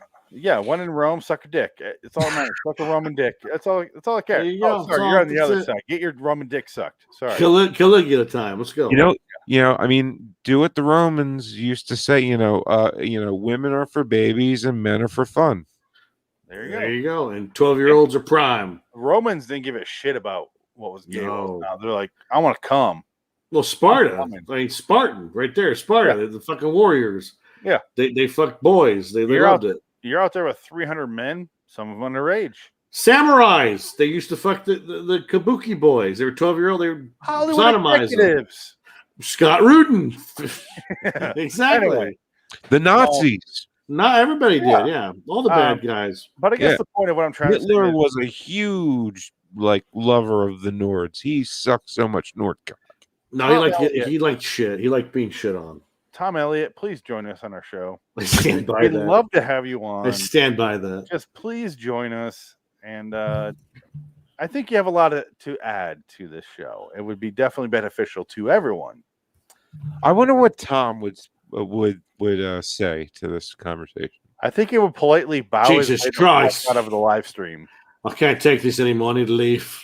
I don't think he'd say a word. He would just leave. I can't only do it to Frank, but he'd go, well, gentlemen, I believe in that situation. If the gentleman were to say, would you please insert it? I would say, I have to leave. Exactly. That's what you would do. You just Disappear. bow out. I'm having some communication issues with you, gentlemen. Sorry. Yes, my internet connection seems to be on the off-pointed end of the stick. And he would get off screen and go, what the fuck is wrong with them? What's wrong with him? Of course I would stick my dick in that hole. If he's listening to this right now, he's saying, "What the fuck is wrong with them?" Yeah, I don't blame him. Anyway, there's a reason he joins us for our live streams. Yeah, well, hopefully he stops listening halfway through and he'll be all right. But anyway, lost. That is a true story. When I was 18, I did that. So found my lost dick was what? What's the scores? Are we giving scores now? Just saying, I've had a dick in my mouth in my life. Found and lost, I gave a 6. Yeah, I gave it a 5. I'll say 5. I'll say 5. It kept my interest enough. It was fine. That's why I gave it 6. Yeah, it's fine. It's fine. 5 is when I start to not like something. Yeah. 6 is when I go, eh. Yeah. 5 keeps my interest. 6 makes me start to I kind of like this. Yeah, but 50%. That's what you got to go off. 50% is a fail. It doesn't work for you. Yeah, 50% is an F. Yeah, that's why I say 6. Well, 60% an F too. What's a D? No, it's a D. 60% is a D. I know because I used to get them all the time in high school. Well, not the high school I went to. 70 was anything below 70 was an F. You went to a weird fucking. You went to a fucking hoity-toity smart prep school. That's where you went. No, I did not, sir. I mean, you go to engineering school? Have you heard me talk? I mean, Frank, anywhere else, A's are 90s, B's are 80s, C's 70s, D's 60s. Below that is an F. Yeah. Okay, in my school, it was 93 was an A, then 86, then it was 80, then 76, then 70. Wow. That would drive me insane. Yeah, well, You went that's to a bullshit school. um, Catholics. Didn't you guys both go to Catholic school? I did, yeah. I did not go to a Oh, Catholic school. I knew Dick did, but I thought Frank, you did as well. Yeah, I did. No, I never went to a Catholic school because you know. Weird. I went to a lot of schools, Phoenix. I went to 3 schools every school year, from 1st grade to 9th grade. 3 schools every grade. And your dad was not in the military. Yes, he was. When you were in school? No. Exactly. That's weird, right? Well, no, he cooked meth. Rambo's killing everybody in the tunnels right now. Oh, good. Blowing them up. Oh, it's the best part of the movie. All right. So I give it a 6. You guys give it a 5. Whatever. Close enough. Let's move on and let's get out of here. LIWstudios.com for me. I just posted a bunch of B-movie battles episodes on the YouTube page, youtube.com/loitering in Wonderland. Bunch of new stuff on there. Yeah, I saw what was it? Killer Clowns from Outer Space or something? Yeah, we did Killer Clowns thanks to the Twitter poll we did. That was the first winner of B Movie Battle 1. Next, we're doing we're supposed to do the Blob next from 1958, but we're going to do Dr. Moreau instead in a few weeks. That's much better. Oh, Dick, you'll be there for Alan and Dr. Moreau, so don't be too jealous of us. That movie was Right. That movie was painful to get through. When is this? When is this? That is on. God. Put that on my schedule. Val Kilmer and fucking what's his June face? 2nd. Oh, Jesus. Okay. Well, it's far enough away to prepare. Island of Dr. Moreau, and then followed up by Lost Soul, The Doom Journey of Richard Stanley's Auto. Oh, no. There you go. That's worth it. That's that's worth it. One. That's a good double feature. Never heard of that one. It's fascinating. It's actually a really good documentary. Better than the movie is. Way better. That's it for me. At LIW Studios, at LIW The TZ Review, at LIW Anthology Pod, at Phoenix West on Twitter. Frank. RedDragonsRadio.com. LIW Review, John Carpenter. LIW John Carpenter Review. That's it. What is wrong with your brain? It's dyslexic. You'll never get it right. I don't think you'll ever get it right, dude. Never. I can't. Maybe you should write it down. This is coming from Frank, keep in mind. I know. And I can remember that shit, and I can't remember anything. Captain 73 is an A. All right, we've talked for an hour and 17 minutes about this episode, so let's be done. No, that's not true. That's not true at all. We did not talk about this episode at all. About 20 minutes of it was dick sucking. So long, citizens. Bye. You guys didn't get a chance to say your names. You're talking. Ticket. He's Frank Links. Blah, blah, blah, bye. Oh, I'm Frank Links. I'm sorry, I didn't hear you. So long, citizens. Peace. Bye. How's your Mountain Dew come? It tastes cummy. Creamy? Salty? Creamy and salty, like a milkshake with rock salt still in it. Like a dick through a hole. That's right. Hold on. This is how the podcast ends. Like at the bookstore. A hole. Yeah. All right. Who doesn't want to be on this show? Like a dick through a hole. Yeah, check it out, right? I was going to say yes to your show because I enjoyed your 2002 review of the the flower asshole, but I couldn't do the dick hole thing. No, thank you. We revere glory holes in our country.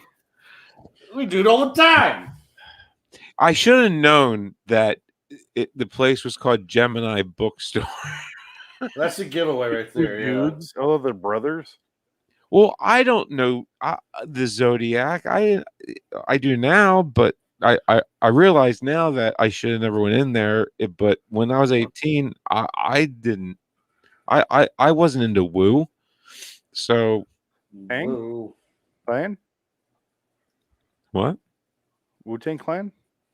Wu-Tang Clan. Wu-Tang. Ain't nothing to fuck with, Frank. METHOD, man. Oh God! And you ever watch Gotti with John Travolta? No. What's she after? You gotta watch it. It's so bad. I gotta pee so fucking bad. These water pills are killing me. Hold on. Oh, crawl. Water pills? Water pills, yes. For some reason, both legs. Huh. I can remember that shit. All right. For some reason, both of my legs from my knees down to my feet swell up. I don't know. Like two balloons. Yeah, for real, dude. Like it's no joke. Like I literally have to relace all of my shoes because my feet get so big.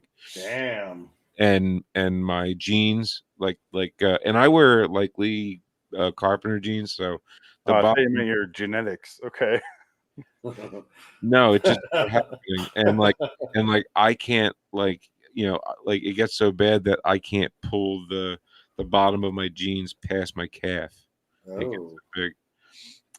But the water pills help, and the water pills keep my legs from filling up with water. I keep going to different specialists for ultrasounds, and they keep ultrasounding all my arteries in every part of my body, and it hurts like a motherfucker. So you go pee. I go pee. Yep. I like how you say I go pee, but then it takes them 30 minutes to go pee. You gotta pee. What that? You have to 30 minutes to pee. go pee. 30 minutes to go pee. Is that right? Yeah, right? You're gonna hurt your kidneys, Frank. Yeah. That's another problem. I have a lot of just go pee. We're live. I have a lot of red blood cells in my piss, so I might have kidney cancer. So yeah. So oh Jesus. Sorry. You guys are all just and I'm not joking. God, you guys are all unhealthy people. And I have peanut M&Ms right here. I'm not unhealthy. I just no, I know. I'm just not my nerve friend. problems.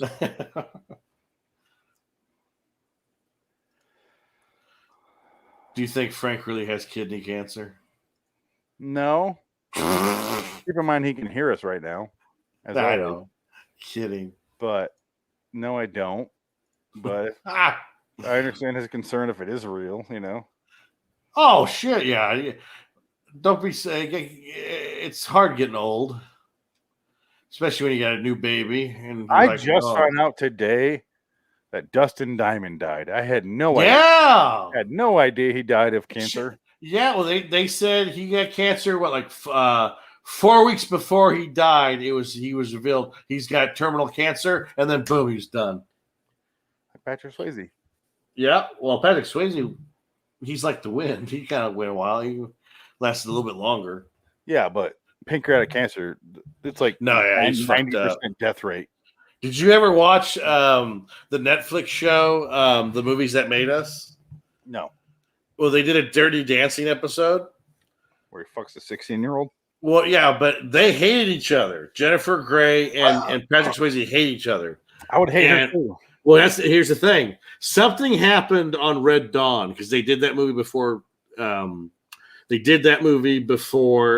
Dirty Dancing, and so I guess they told Patrick Swayze, "Look, Jennifer Grey's going to be in this movie." He's like, "I'm not working with that fucking bitch." And they said, "What? You have to figure this out because we're going to do it." And I guess there's scenes like behind the scenes stuff where he's like, "Just do the move, bitch." He literally says that. It's fucking hilarious. She doesn't. She's laughing, like not being serious, and he goes, "Just do the move, bitch." So it was like they did it in real life, where they're trying to do the hoist up thing, something like that. Yeah, do the fucking move, but for real. Yeah, no, like it was like there's no humor in that voice. He says, "Do the move, bitch." I think he says, "Do the fucking move, bitch." Like it is deadpan to the point where if he had a knife, he'd stab her. Like it felt like he wanted to kill her. Like it was just really watch that now. No, you gotta watch it for that reason alone. I'll be right back. It's in the middle. And I'll be right back.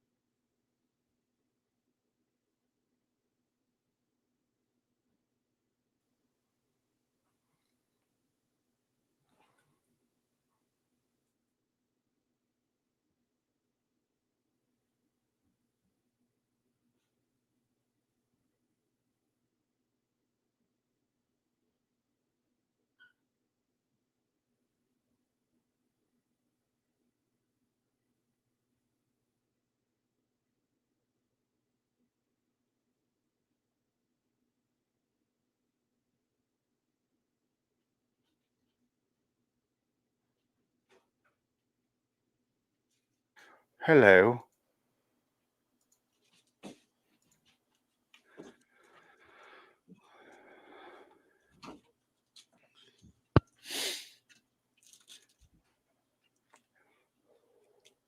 It's good timing. Get back to it. When I die, I want to be high. I had to settle an argument over what book to read at night. Uh-oh.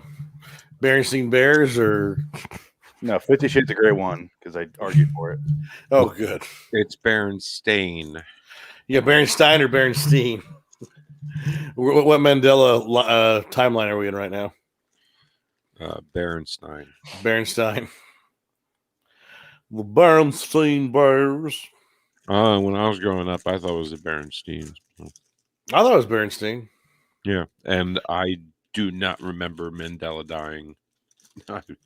I never. Yeah. Like I don't know where people got that from. Yeah, I have no. Yeah, it's just whatever. People need an excuse for something, for being stupid and retarded. And it's like, just because people point out how Looney Tunes is spelled now, why would you even attempt to care when you were 5? Exactly. People, I always hate nostalgia. It's the worst. It'll lead you astray. What, nostalgia? Yeah. I don't really have nostalgia for anything other than like Escape from LA, maybe. If you're nostalgic, you love the movie Hook, but then you grow up and you realize that movie's awful. Yeah, I don't like Hook. Awful. I don't think I liked it then either. Bang.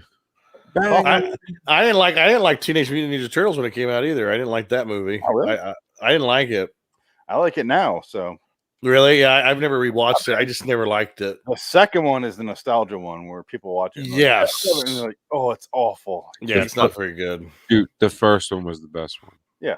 Raphael yells, damn! Yeah. It was Shredder family. Sam Rockwell. It was Shredder family. Oh, Sam Rockwell. Yeah, and Jesse. Well, we watched. I just finished editing and posting the Killer Clowns episode, and Christopher Titus is in that. oh my God. And I was like, oh, nice. That's funny. Completely forgot. That was my sister's favorite movie growing up. Yeah, It's a I good remember movie. that one. That's a fun one. I've never seen it. It's good. That's fun. Yeah. It's not great. But it's No. good. Really good No. for what it is. It should be stupid. Well, didn't they do a new one? Killer, like they did another one No. that went straight to Blu-ray or something. I feel like there's a second one out there. Well, there's a second one of everything else, or might as well. That's what I mean. Yeah, it's like we live in a world where nostalgia sells. So Like I said, fucking nostalgia.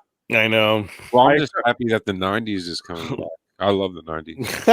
Yeah, I know, debated right? doing another show that we do just called Your Memory Sucks. Yeah, we should do that. Basically, what happened to Tales from the Crypt episodes, Yeah. where it's just like, oh no, we were wrong. Sorry. Horribly wrong. We should do TV shows and music. It's all I still love Barbie girl. Escape Club.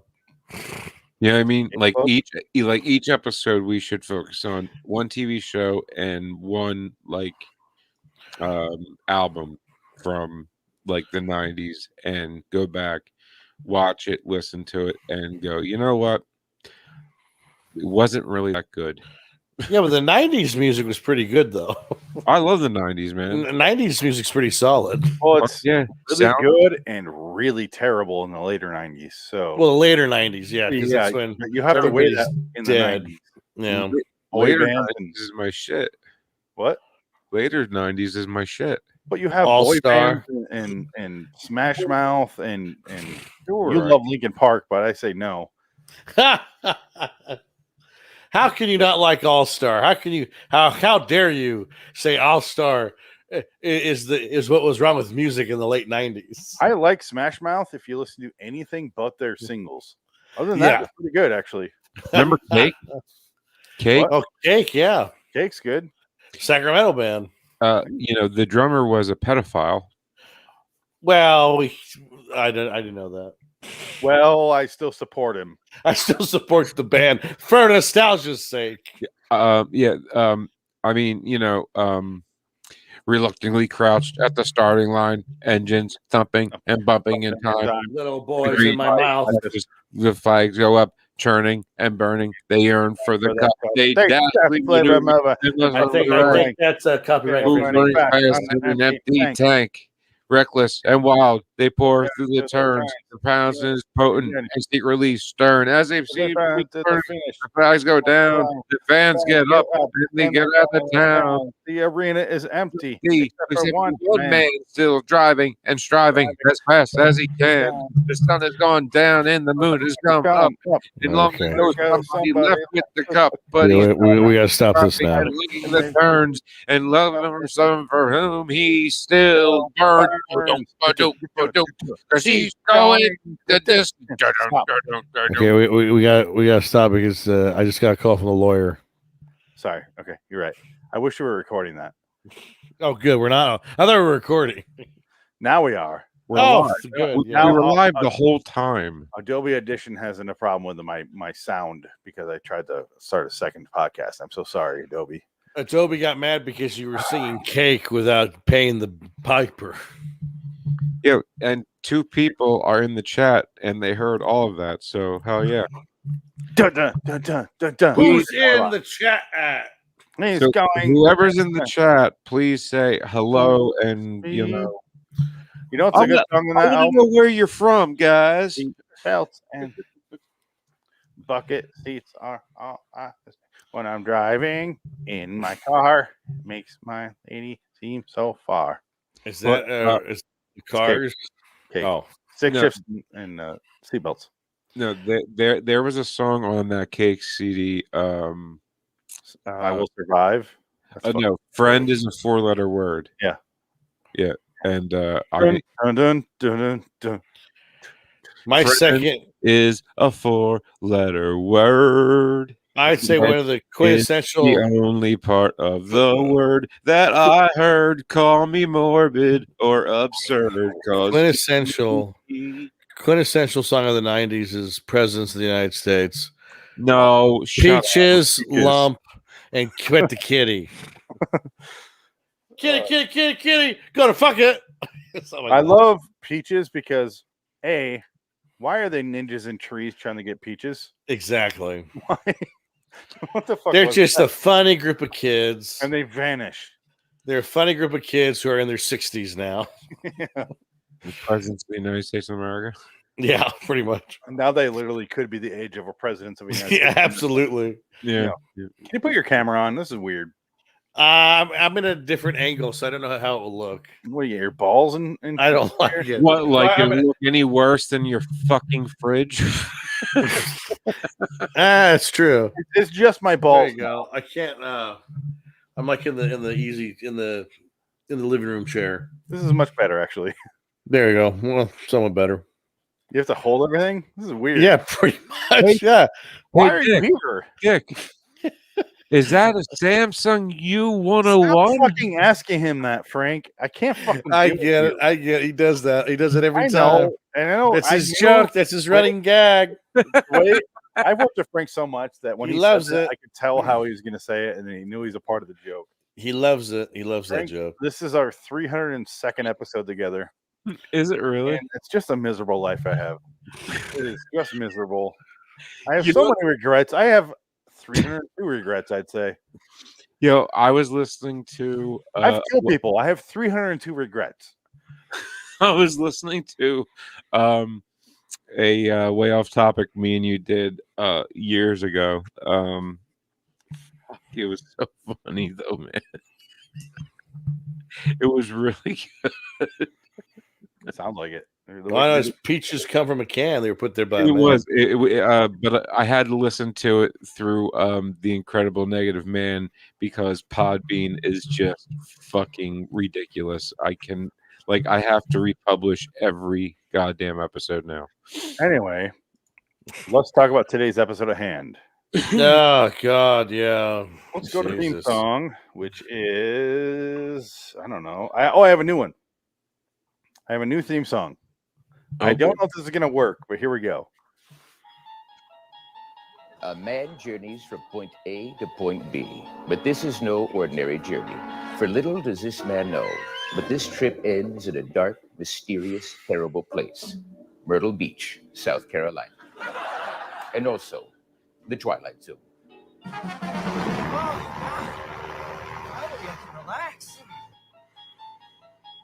The nightmare in the sky is over, but on the ground, a man who has decided exercise for the very first time is killed by a falling elliptical machine.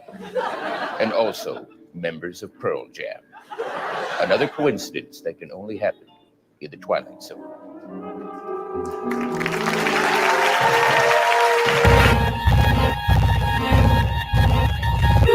Bordering in Wonderland, the Twilight Zone review.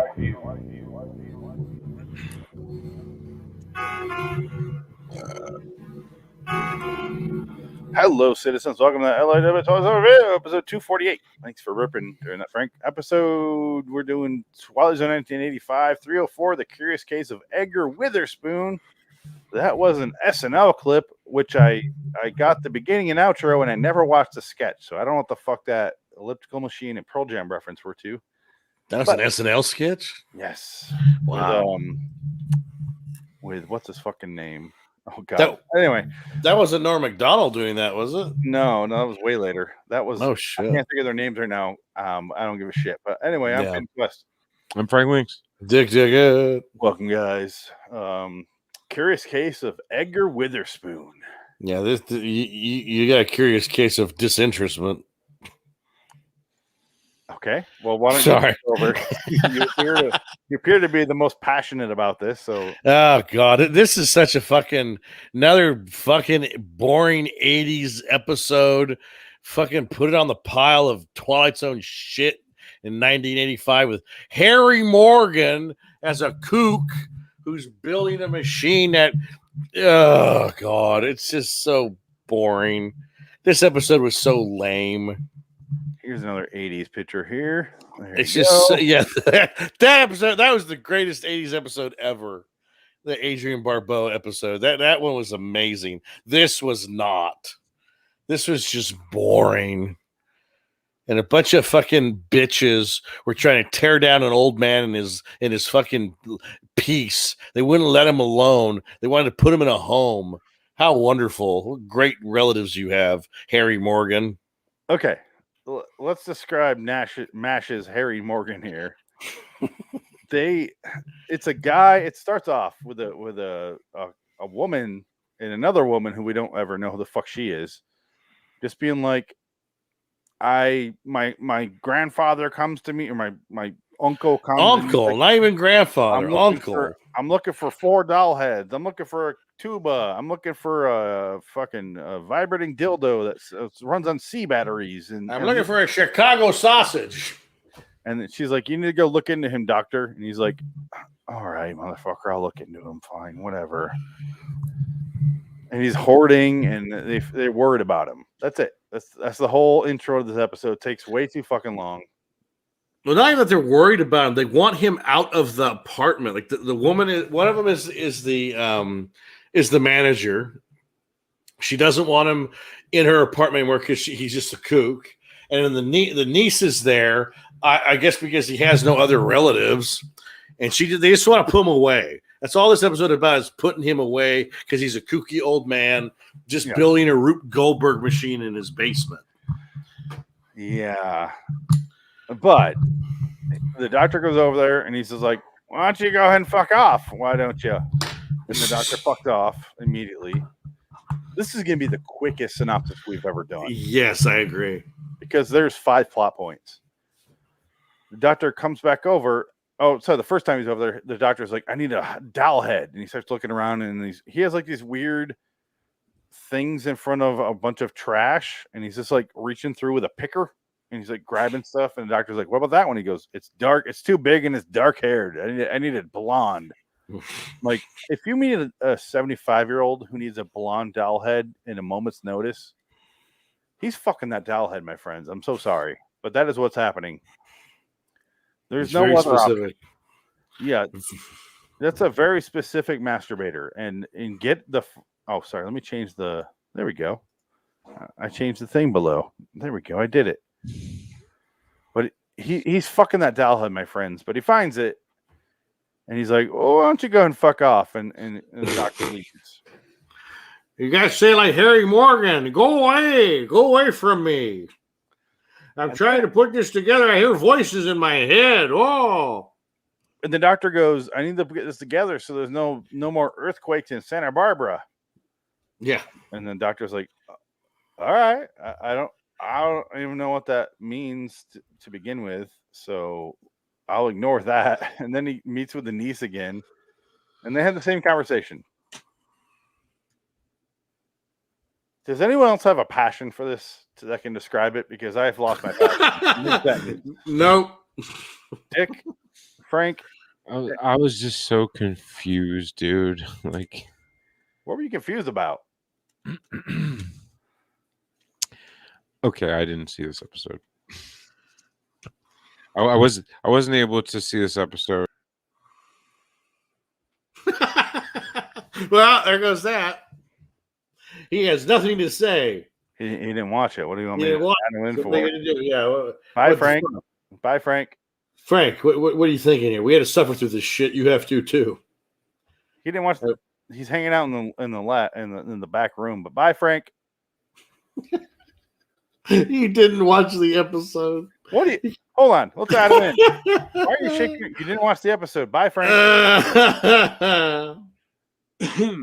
If you would just give me a second here. I started to watch the episode, but I had to go upstairs and deal with a freaking out baby.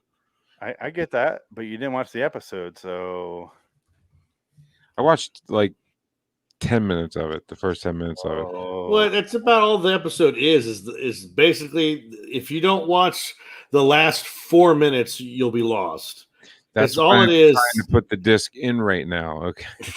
No, don't act mad at us because you didn't watch it. You didn't do your homework.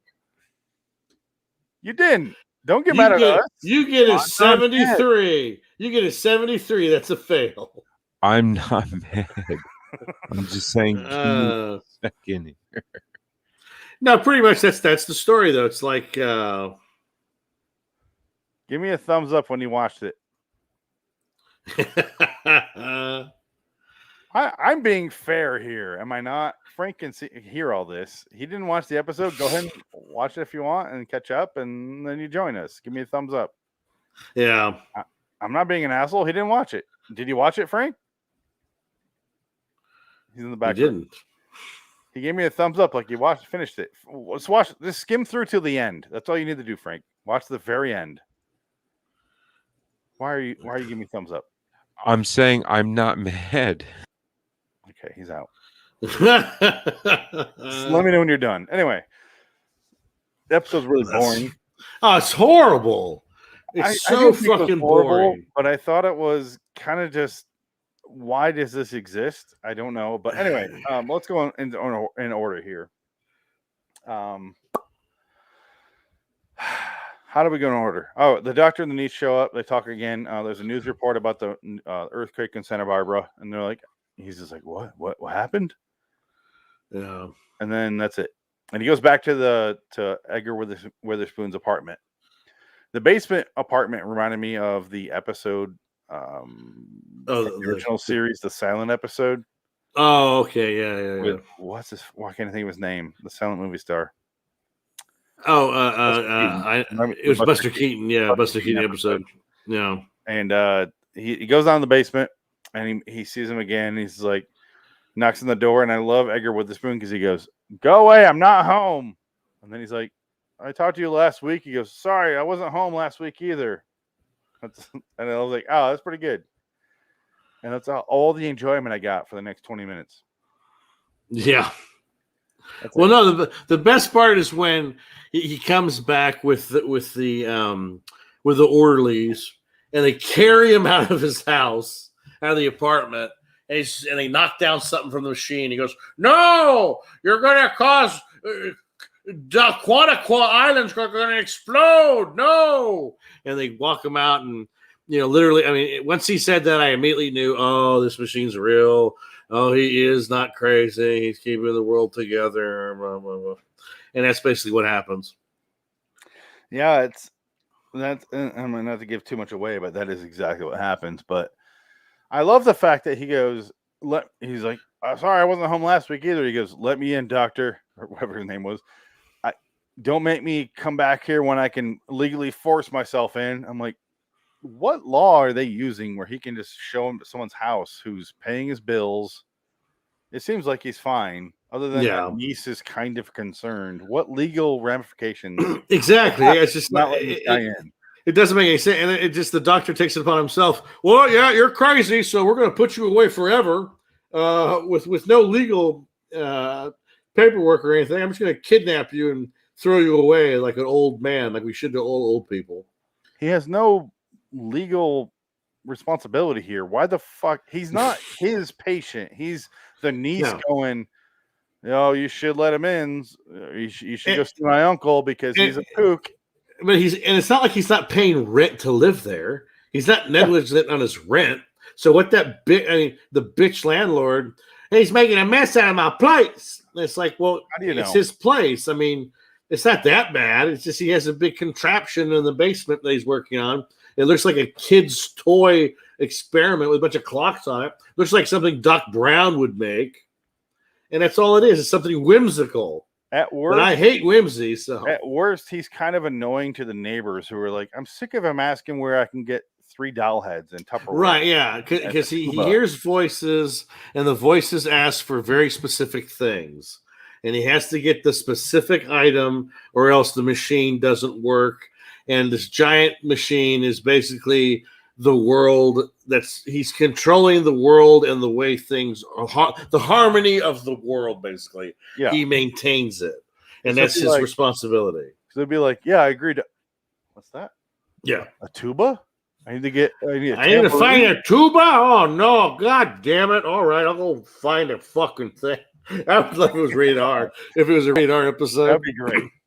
Oh, God damn it. Fucking tuba. What the hell am I going to do with that? I don't even understand that shit. Oh, come on, machine. Stop asking. It's you. Stop asking me for this shit.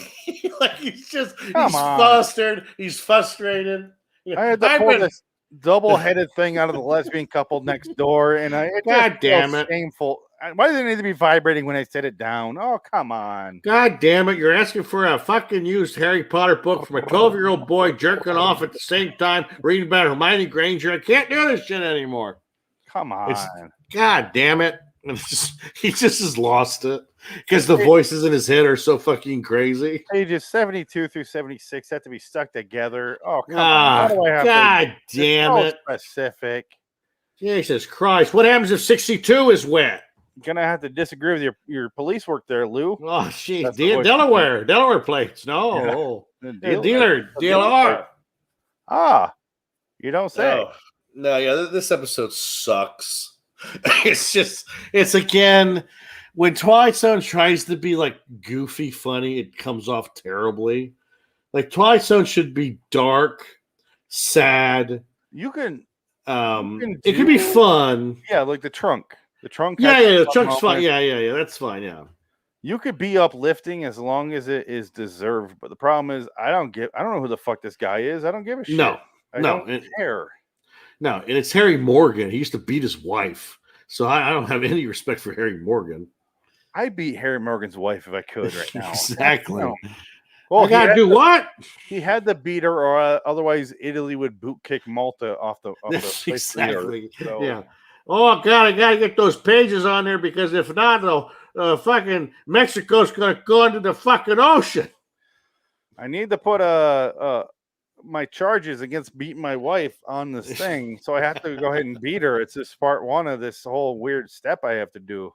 I got my lawyer's bill here. I gotta put it in there too. I gotta put my lawyer's bill in the machine. He doesn't say it needs it, but I feel like it's going to soon.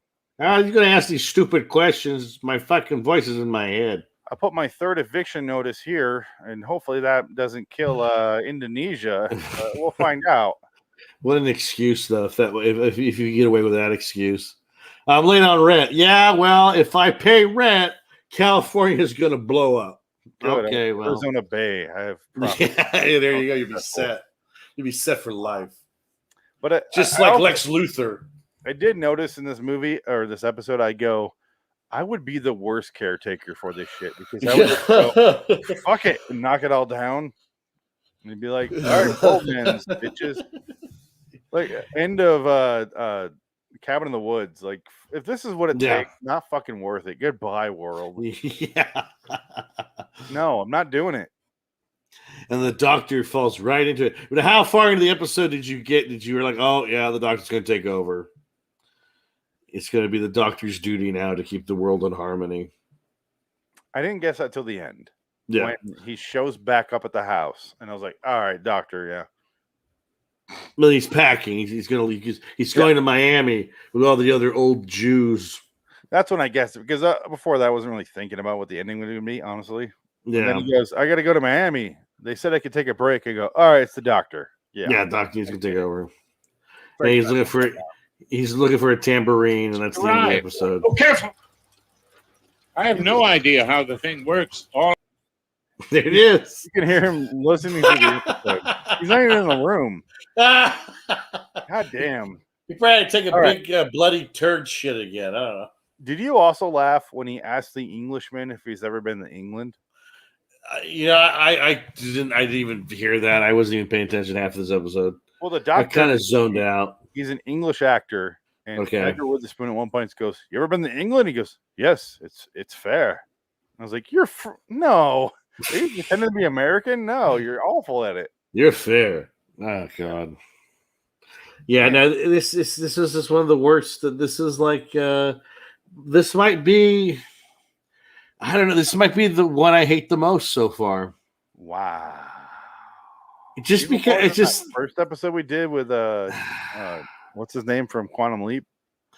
Yeah, because at least that one kind of had a fun ending. Room 2426. At least that one.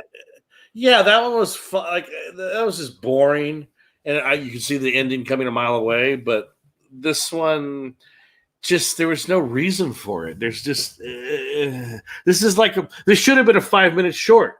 This should have been a whole episode. This should have been like that stupid time travel episode. Like all you need, this is like 8-minute long episode tops. Like this is an 8-minute story.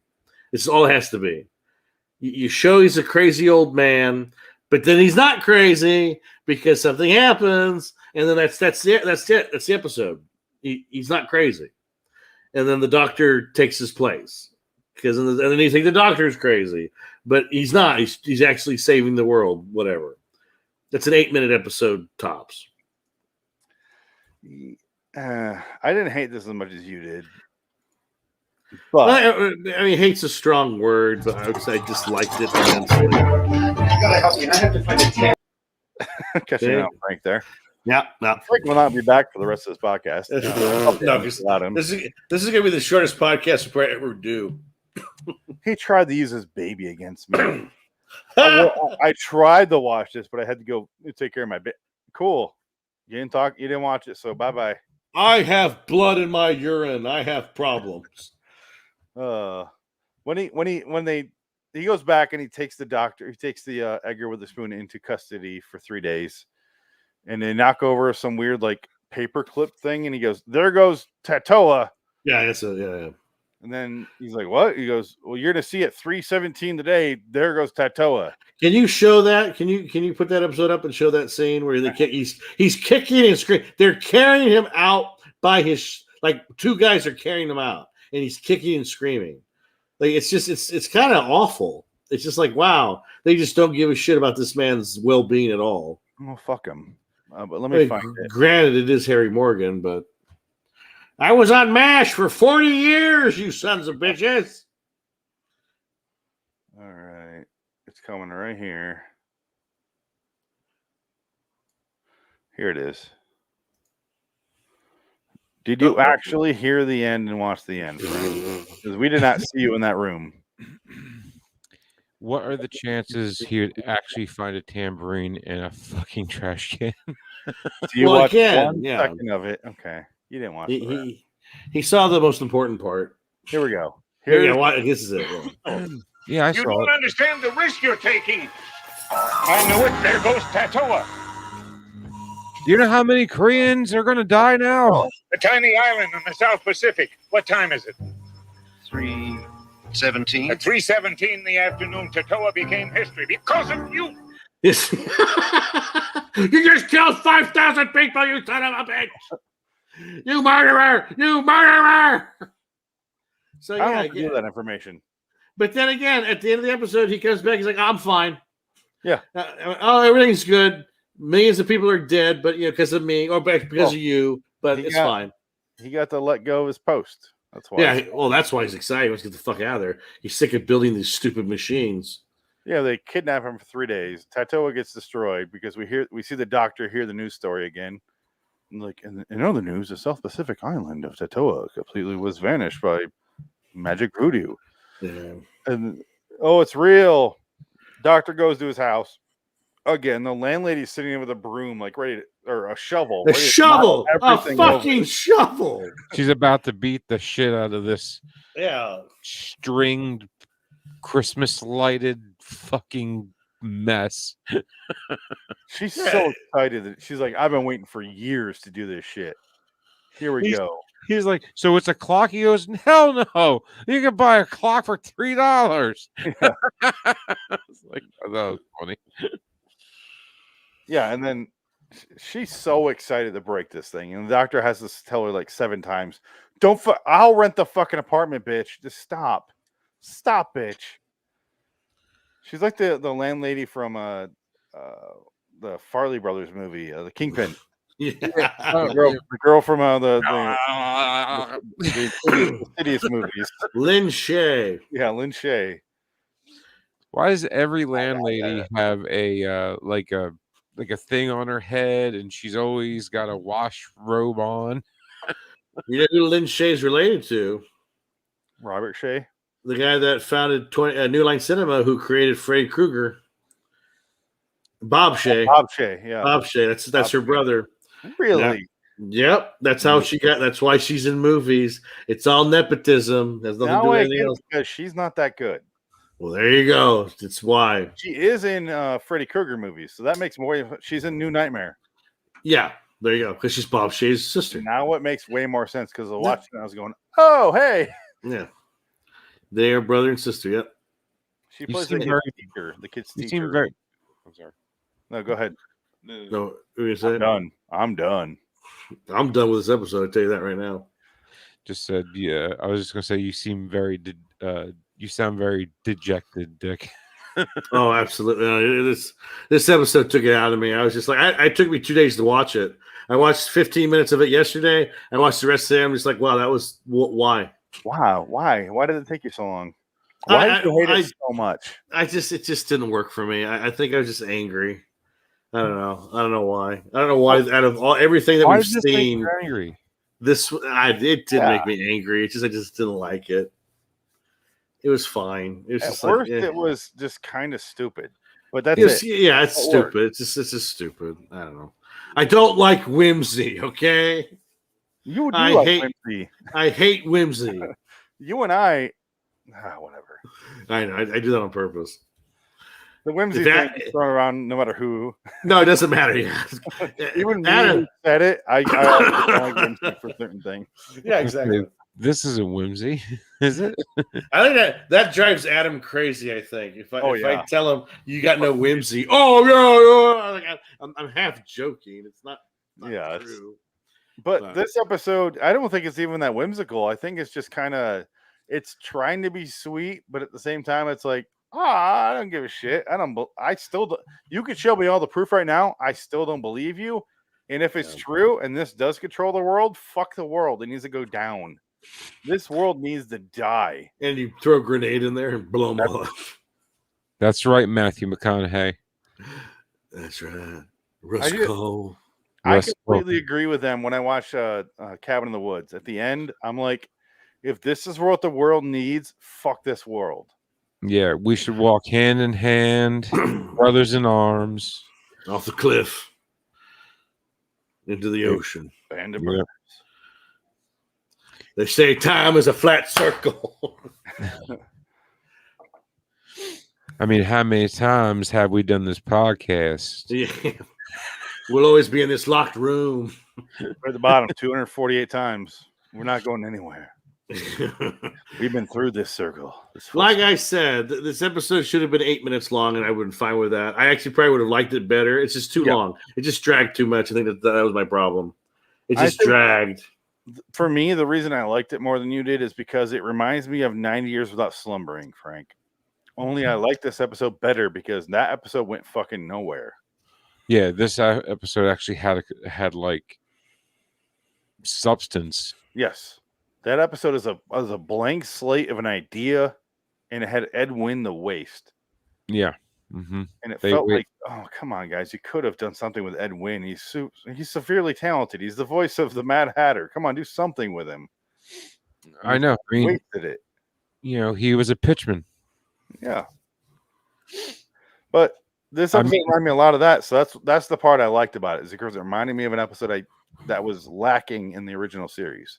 So in a weird way, this actually surpassed the original series episode. An episode so bad that it's in my bottom 10 of the entire series that I did. Yep. In my bottom, I fucking hate that episode because it doesn't work in any way. So maybe that's why I liked it more, is because I was like comparing it to that. But that's me. It makes sense. No. That makes perfect sense. Sense. I'm a little more tolerant to whimsy than Dick is. That's all I'm saying. That's fine. Frank, whimsy, where you fall? I hate whimsy. Can you do the high pitch where you sound more whimsical? Do a whimsical voice.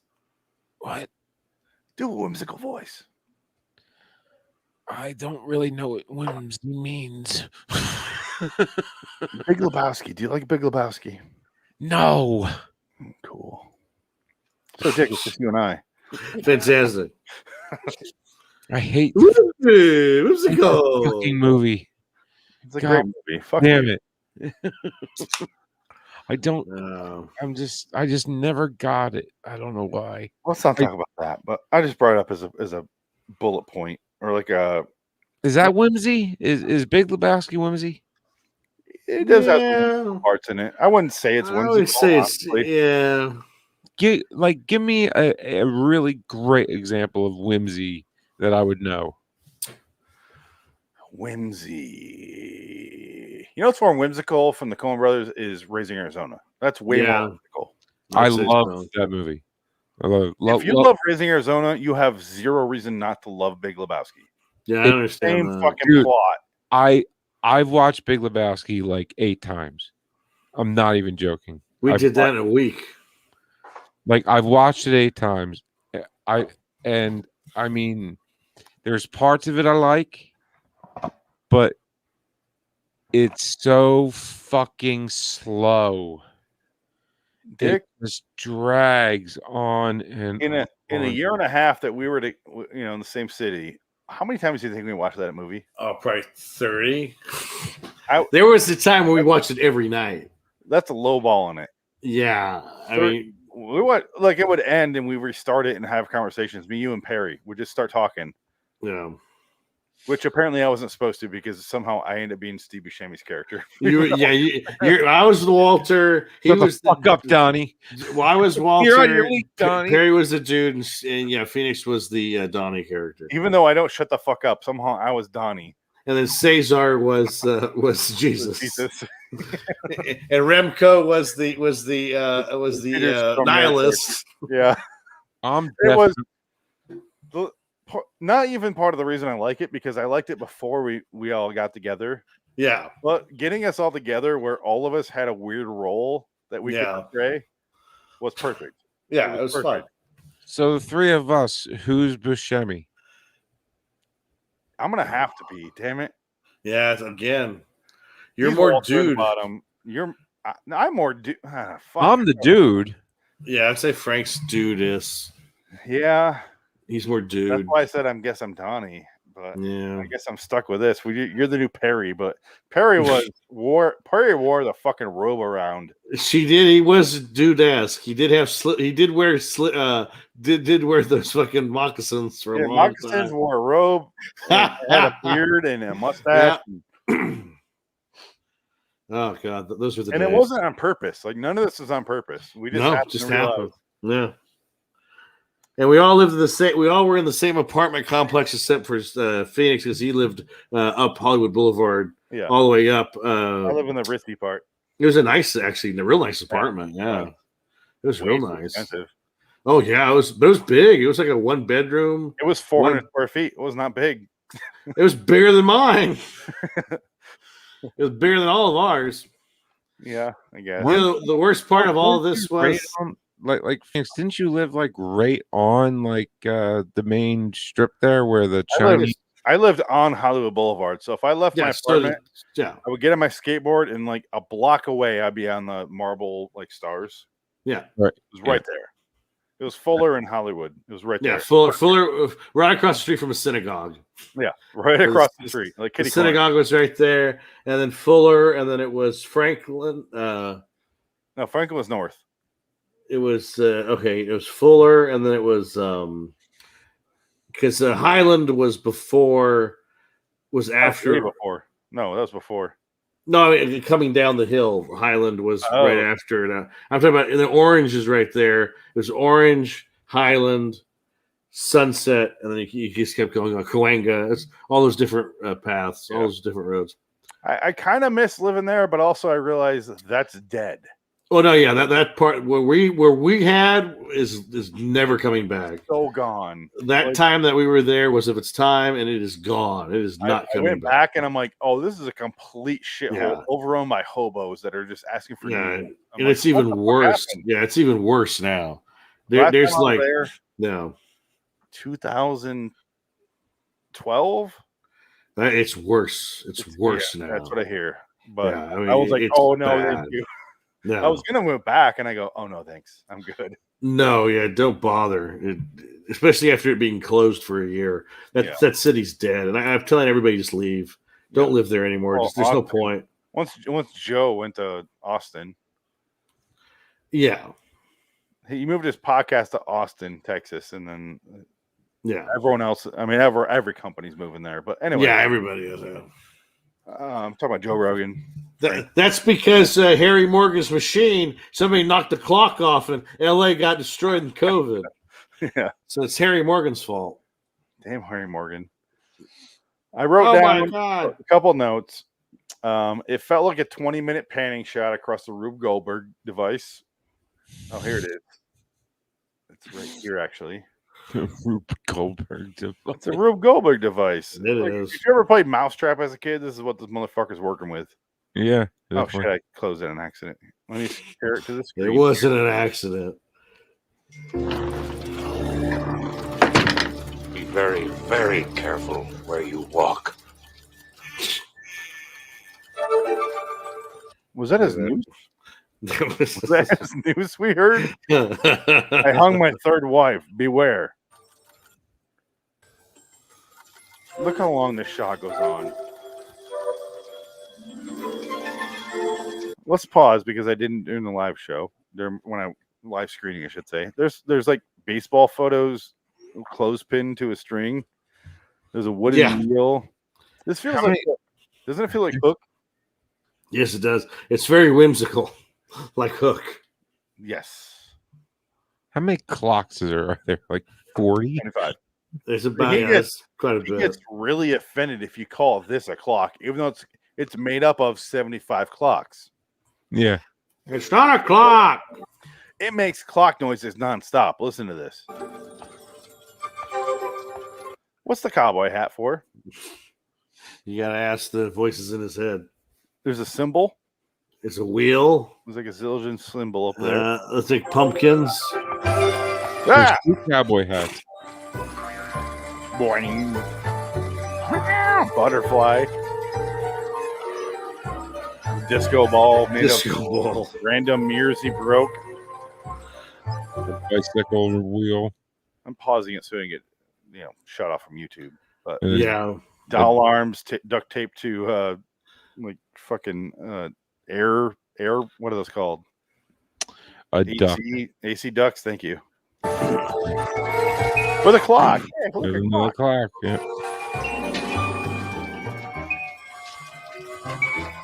And for some reason, he waters a. Can you, other than a sexual toy, can you tell me what this is? That's a foot, a doll, like a doll of a foot of a doll or something. Well, That it's a you shove inside a woman. Well, it's coming out of a hose. It's definitely fragile. Yeah, absolutely. It's Yeah. Italian.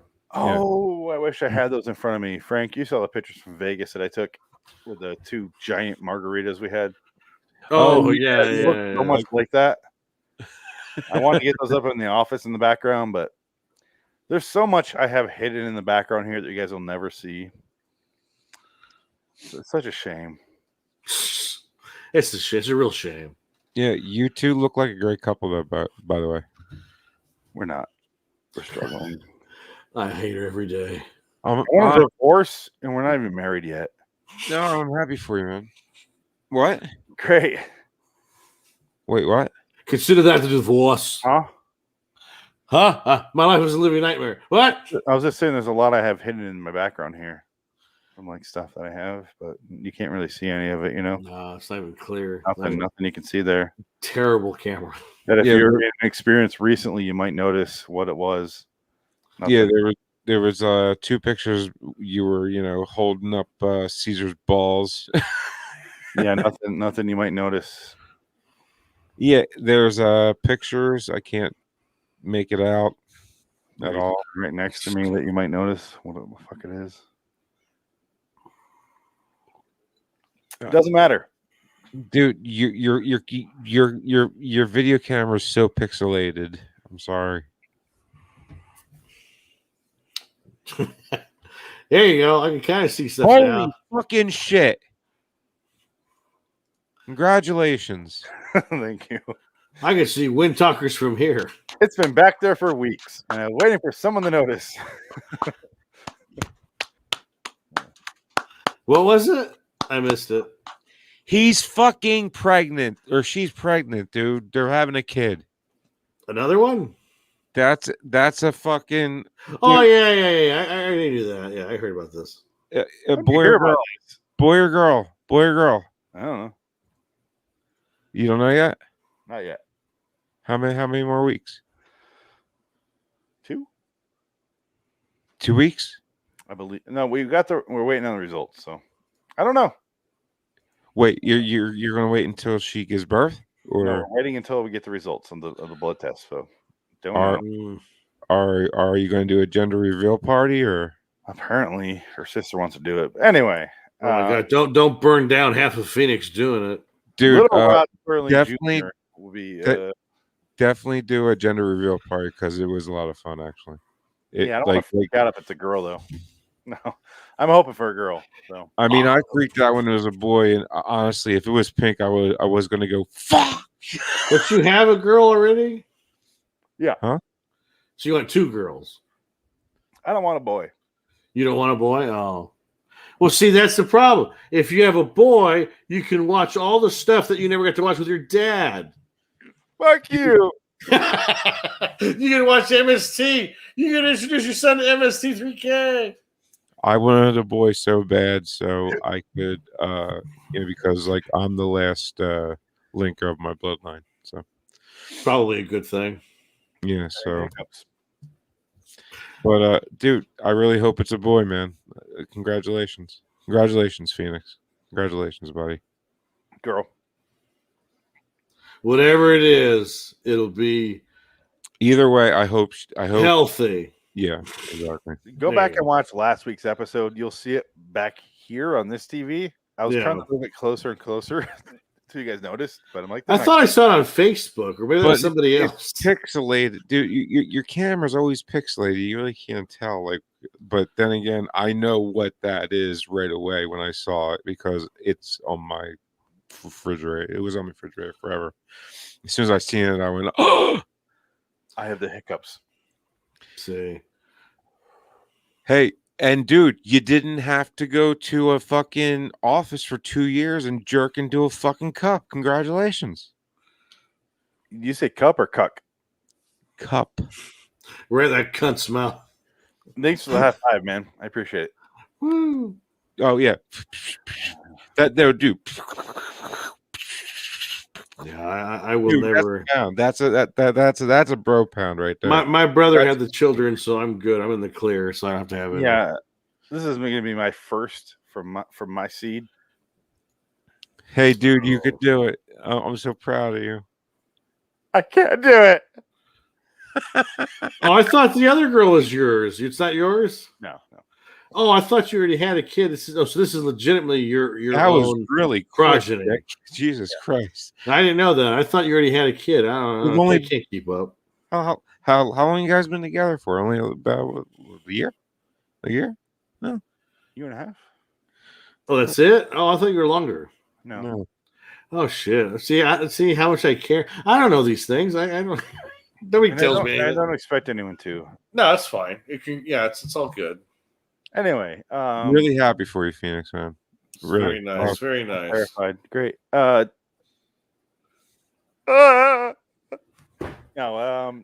Now I should have got you something else. November 15th. That's what we're looking at. Oh wow. Okay. Got a while. Anyway, No. Doctor. Don't count on it. I was counting on January 17th. I don't give a shit when it is, but yeah, it turned out to be November 17th. So we could have a baby a year apart. Wow. That's Irish twins. You got your period synced up? No, Yeah, for your period. You want some cranberry juice? No, Missy gave birth 2 months early. I have a question. Where does this guy eat? Where does he shit? Again, he doesn't. He has a diaper on the whole time. In a hole out back because he's a surgeon. And he's there all the time fixing the machine. So it's like, when does he have time to do anything? This is my favorite scene in the whole episode. Yeah. Did you? How You haven't excited touched she is anything or after moved this anything. one. Yes, why? Because so you left it. I can come to a deeper insight into Mr. Witherspoon's problem. He's a loony. Watch. What else do you have to know? No, He's no, a no. loony. Can't. Let's reveal. Of a dis- Look how many clocks there are in this shot and how offended this guy was by saying this is a clock. There are 17 clocks right here. What a fucking asshole. Is it a clock? Fuck you, it's not a clock. And this leg dildo again. Yeah, it's like dildo. I have a hose. And I have a fire hose. Yeah, exactly. A fire hose into a leg. Yeah. It just, this fucking guy sucks. And then he buys the apartment off the lady. He agrees to take over the lease, apparently. And she's like, okay, bye. She's the worst. She's the worst character in history. Who the and then he's like, he talks to Witherspoon, and Witherspoon's like, I can go to Miami. They said I can retire in Miami. And he goes, okay, cool. Who's going to take over for you? I need to find a tambourine. Yeah. The thing I appreciated most here is we didn't hear him, see him go, what's that? And then hear the voice of find a tambourine. Yeah, I would appreciate that, boy. We didn't get that. He's just like, I need to find a tambourine. And then he looks around and you hear him asking the neighbors frantically for a tambourine. Yeah. And then he finds one in the complex. And I'm like, what are the fucking odds you would find a tambourine in your goddamn trash of your neighbor? Well, I think that's the point of the voice. He's telling, it's not like these things are out of reach. So it's like, you're going to find it. It's going to be there. You just need to look at the right place. No, but it is too late. He finds the tambourine, but it's too late. He misses the window, and he dooms some fucking continent on the world. But he's happy at the end, though. He looks at his watch, and he's happy. Are you kidding? No, he is not. Yeah, happy. look at his watch. Not happy. He is. No, That's watch. not. Go back. No, That's the end of the episode. Watch. When they start talking. Watch. He says, I have 3 minutes to find a tambourine. Watch. How to make some precise adjustments. Don't worry, his education will not last long. And then You keep going. Finds the tambourine. Ready? My tambourine, yeah. and you might give It says watch. a musician whose practice extends to the Missed it. The No, alarm no, is hold because on. you missed it. well-being Hold of on. the entire planet. Dr. Jeremy Sinclair offers a unique form of preventative. Well, then why is he okay? So if you missed it, then what's the fucking point? You can just go home now. Did you get any joy out of his look in his face? There's millions of people just died.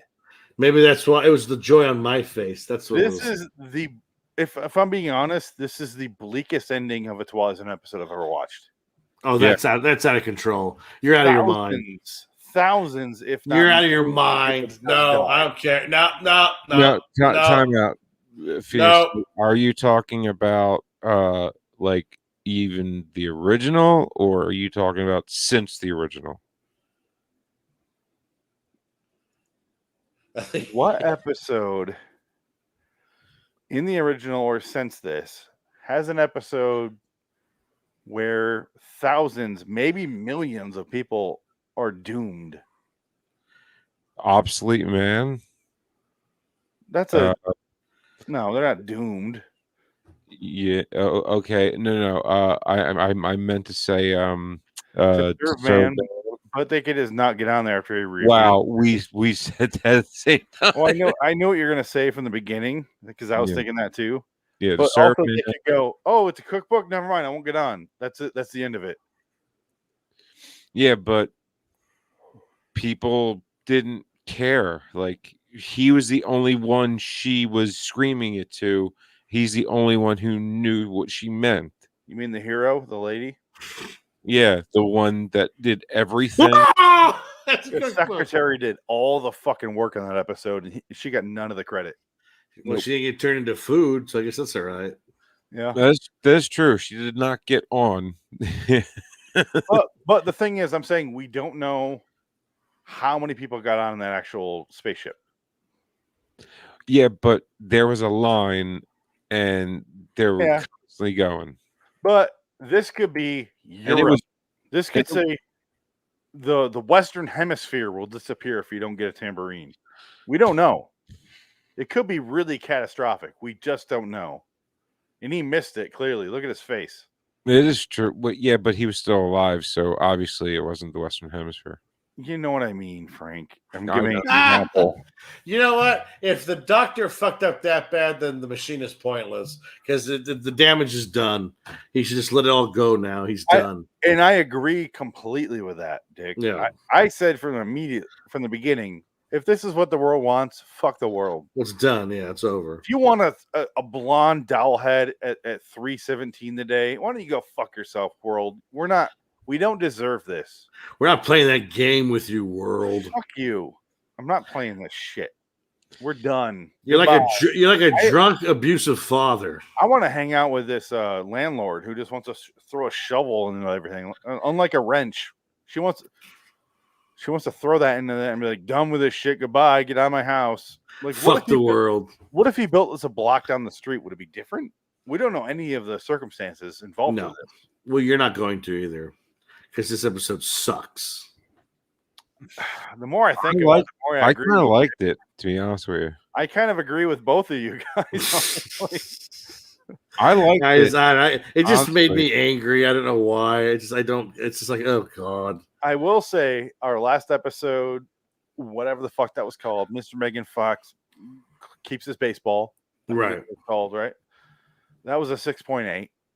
And this has a 7.1 on IMDb. Wow. So what do you guys want to give this out of 10? Frank? I give it a 7. Wow. Frank or Dick, what do you want to give this? I'm gonna give it a 5. I also gave it a 5. No. I gave it a 6, and then I was like, the more I think about it, I'm like, no, it does have some real fucking problems with it. First of all, why do I give a shit? No. Second of all, I agree with the ending of Cabin in the Woods. Just let it fucking die. Humans aren't that great. Let's just let it die, right? I'm a nihilist. Yeah, like Sounds exhausting. Yeah, I mean Russ Cole, I love it. Like I listen to there's like a great compilation on YouTube. It's like 10 minutes long of everything Russ Cole said. It's great. I love it. I guess they were saying that he ripped off some other writer that was very similar in that the Russ Cole character is based on some other literary character, but I don't know who the writer was. It's somebody that's Russ kind Cole? of from True Detective. Yeah. Yeah, but One? yeah, but McConaughey? yeah, but dude, Yeah, McConaughey's character. Okay, yeah, but Pizzolatto, he wrote that script for like 15 years, man. Oh, I know. No. It's very. But I guess someone was saying, literary speaking, he's ripped somebody off. Oh So, yeah, he ripped off what's his fucking face? That weirdo fuck that I hate. Because if you want to see the length of his talent, watch True Detective season 2, and you realize, oh my god, yeah, he did rip somebody off because True Detective season 2 sucks. No, it doesn't. It doesn't suck. It's not as good. It's not as good. No, time out. If it wasn't True Detective season 2, it would have been really good. I liked it.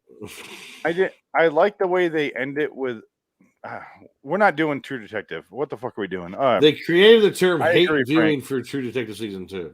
I agree, Frank. The woman who plays Vince Vaughn's wife, though, Yeah. is on Yellowstone. So if you want to see her naked, there you go. Oh shit! Okay, good. She's There you great. go. Yeah, I'll watch that all day. I'm glad I'm doing this podcast. You gotta understand, True Detective season 2 was noir, man. It wasn't season 1 was not noir. I have a fairly big thing for Rachel McAdams, and season 2 has a hard spot in my heart. That's all I'm gonna say. my buddy worked on True Detective season 2, and he said Rachel McAdams has the greatest ass he's ever seen in real life. You have no idea. The greatest ass he's ever seen in real life. No. Yeah. And he worked. He had to work. He had to work the orgy scene. And it had he had great stories about that. And it had one of my man crushes in it. So yeah. Tanner Kitsch? No. Timothy Oliphant? No. He's not in that. I know. That's Deadwood. All right, well, that's it. Let's go. Colin Let's get out of Farrell. here. Colin Farrell's good. He dies against a tree. Anyway, Yeah, I hated the He fact can't finish the phone call. What a douche. No, I hated the fact that the message he left never was able to save at first, but then I loved it because I love when writers take chances like that. Okay, I like that because it's not the norm. All right, I like season 2. I have never seen season 3. Season 3 is very good. I have not seen season 3 either. Who even is in season 3? Oh, it's the black dude, right? Yeah, he's good. It's very good. And Steven Dorff. Steven Dorff is in it too. Really? No, Steven Dorff is surprisingly good in I it. hate to be that reductive, but Yeah. that's what I know of season 3. That's literally all I know. His face looks like plastic. Oh, well, they make him look older too, and he has like a little paunch, so he's like a fat, beer-bellied older man at the end of toward the end of the series. Dorff, yeah. Oh, okay. Because it takes place like over like 40 years, something like that. Really?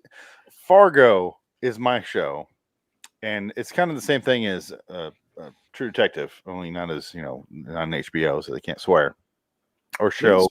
My number one crush is nudity, but they do the same thing where it's each season is its own story.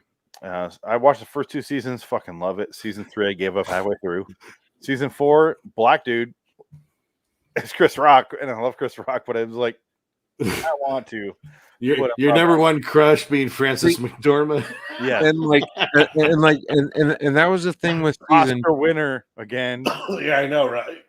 And that was the thing with season 2 that it took me 2 episodes for me to really appreciate Vince Vaughn's acting chops, because at first I just could not get past the fact that he was playing what he was playing, but he killed it.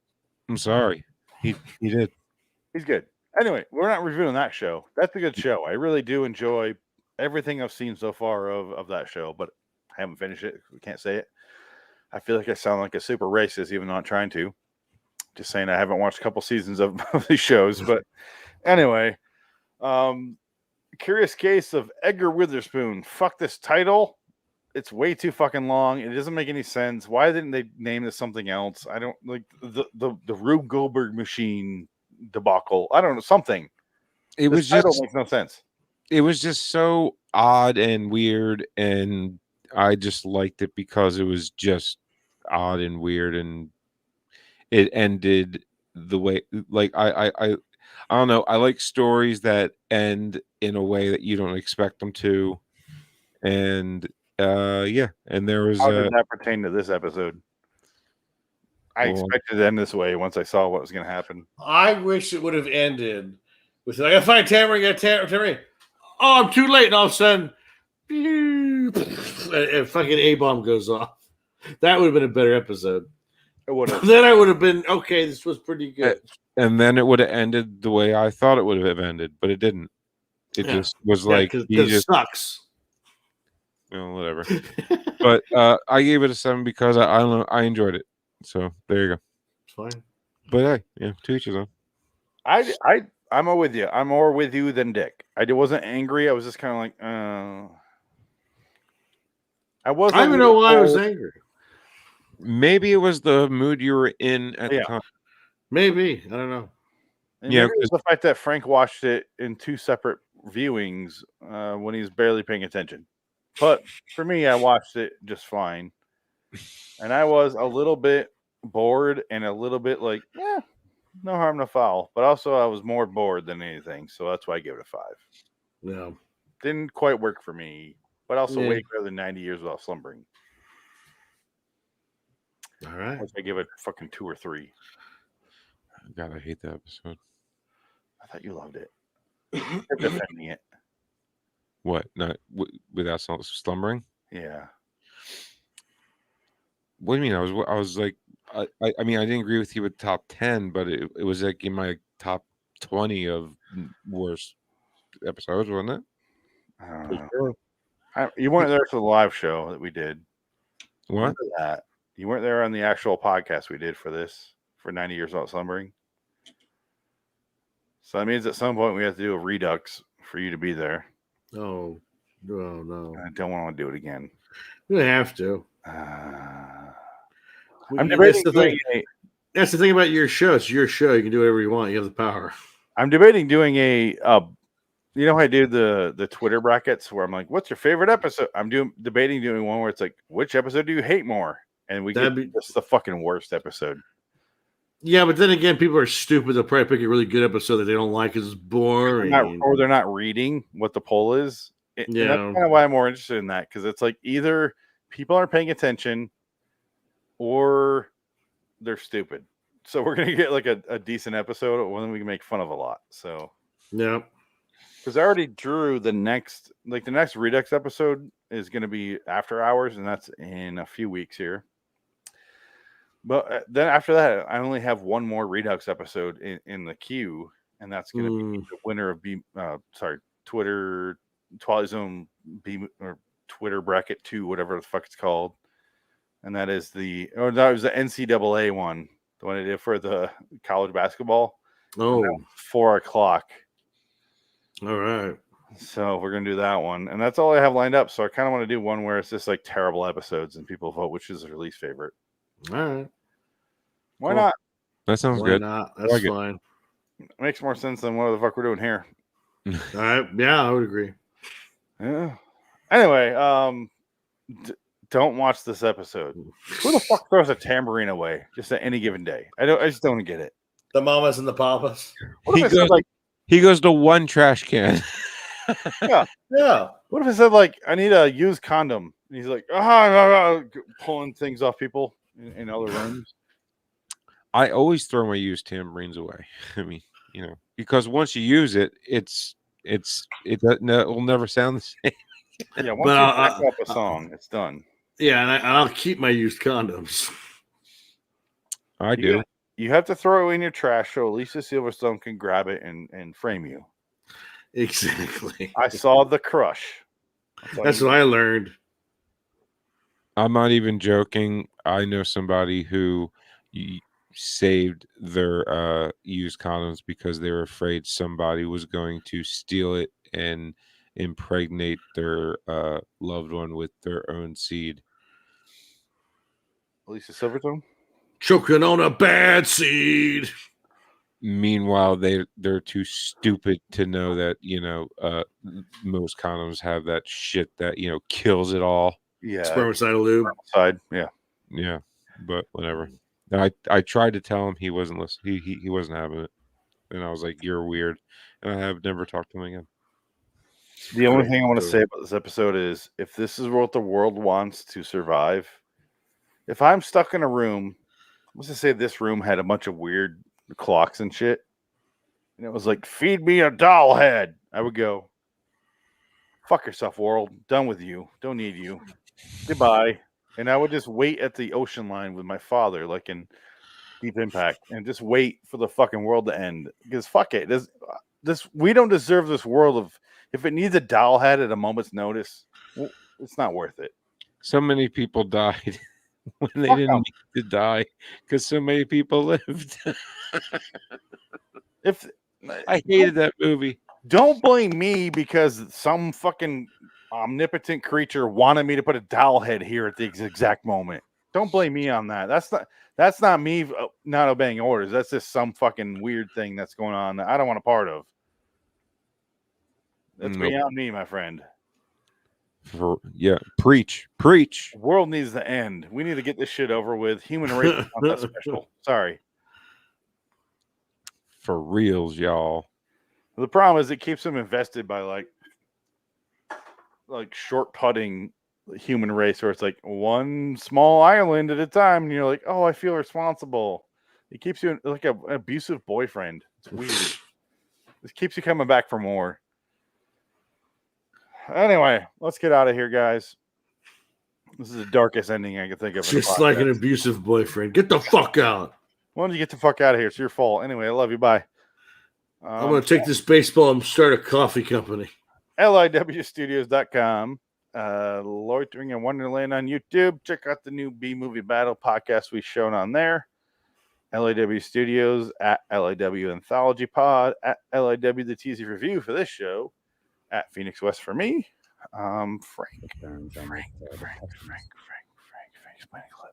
Frank, what's your plugs? RedDragonsRadio.com and WLNKZ on Twitter. Ticket. Go listen to some old episodes of Midnight with Robert Shaw. It's on Podomatic. You can listen to it. It's on the podcast stuff. You can find it. You can just spat out your show just fine. The Lawyer in Wonderland John Carpenter Review Show? Oh my God. LIW John Carpenter Review. You do that. LIW John Frankenheimer Review. Coming soon. Coming next week. And Can I play a clip to take us out? Is it Twilight Zone related? It's this episode related. Yes. Okay. So until next time, in the meantime, I'm Phoenix West. I'm Frank Lynx. Ticket. So long, citizens. Pessimist. Okay, what's that mean? Means I'm bad at parties. I think human consciousness was a tragic misstep in evolution. We became too self-aware. Nature created an aspect of nature separate from itself. We are creatures that should not exist by natural law. That sounds god fucking awful, Rush. We are things that labor under the illusion of having a self, this accretion of sensory experience and feeling. Programmed with total assurance that we are each somebody, when in fact everybody's nobody. I think the honorable thing for our species to do is deny our programming, stop reproducing, walk hand in hand into extinction. One last midnight, brothers and sisters opting out of a raw deal. You better get here now, motherfucker. Oh god, it's a great show. I gotta rewatch that again. I used to watch that every time it was on HBO. When I first saw that show, I'd watch like each episode 5 times. Love it. It's hard for me to watch episode 3 or 4 or whatever it is where Alexander Daddario is on there. I'm like, oh my god, yeah, it's a rough one. Yeah, oh Jesus Christ, that was before I even knew who she was. oh, I was just like, well, that's how I discovered her. I was like, oh my god, who is that? yeah. That is insanity. Yeah, and then the other chick is from Banshee. Yeah, she's a whore. Love her, dude. She's so fucking hot. Banshee, those girls do anything. You watch Banshee? You seen Banshee? I've seen some of it. I saw most of the first season. All right, bye. Dude, Banshee is the shit. Banshee's a lot of fun. I mean, I did a Banshee podcast. It's so good. Love it. Dude, you need to watch like seasons 1, 2, 3. Like 1's great, 2's better, 3 is the best, 4 is amazing. Like really? Did it get better? They get better. Somehow they get better and better and better, Dick. Like amazing. Yeah, like I need to watch it, man. Like I would love to watch them with you, dude. To be honest with you, like I hung out with Karner when he came out last from LA. Oh God, he mad at me for not watching Banshee. Yeah. Well, he's very, very sensitive when it comes to TV. What happened? Our friend, mutual guy that we went to film school, Matt Karner.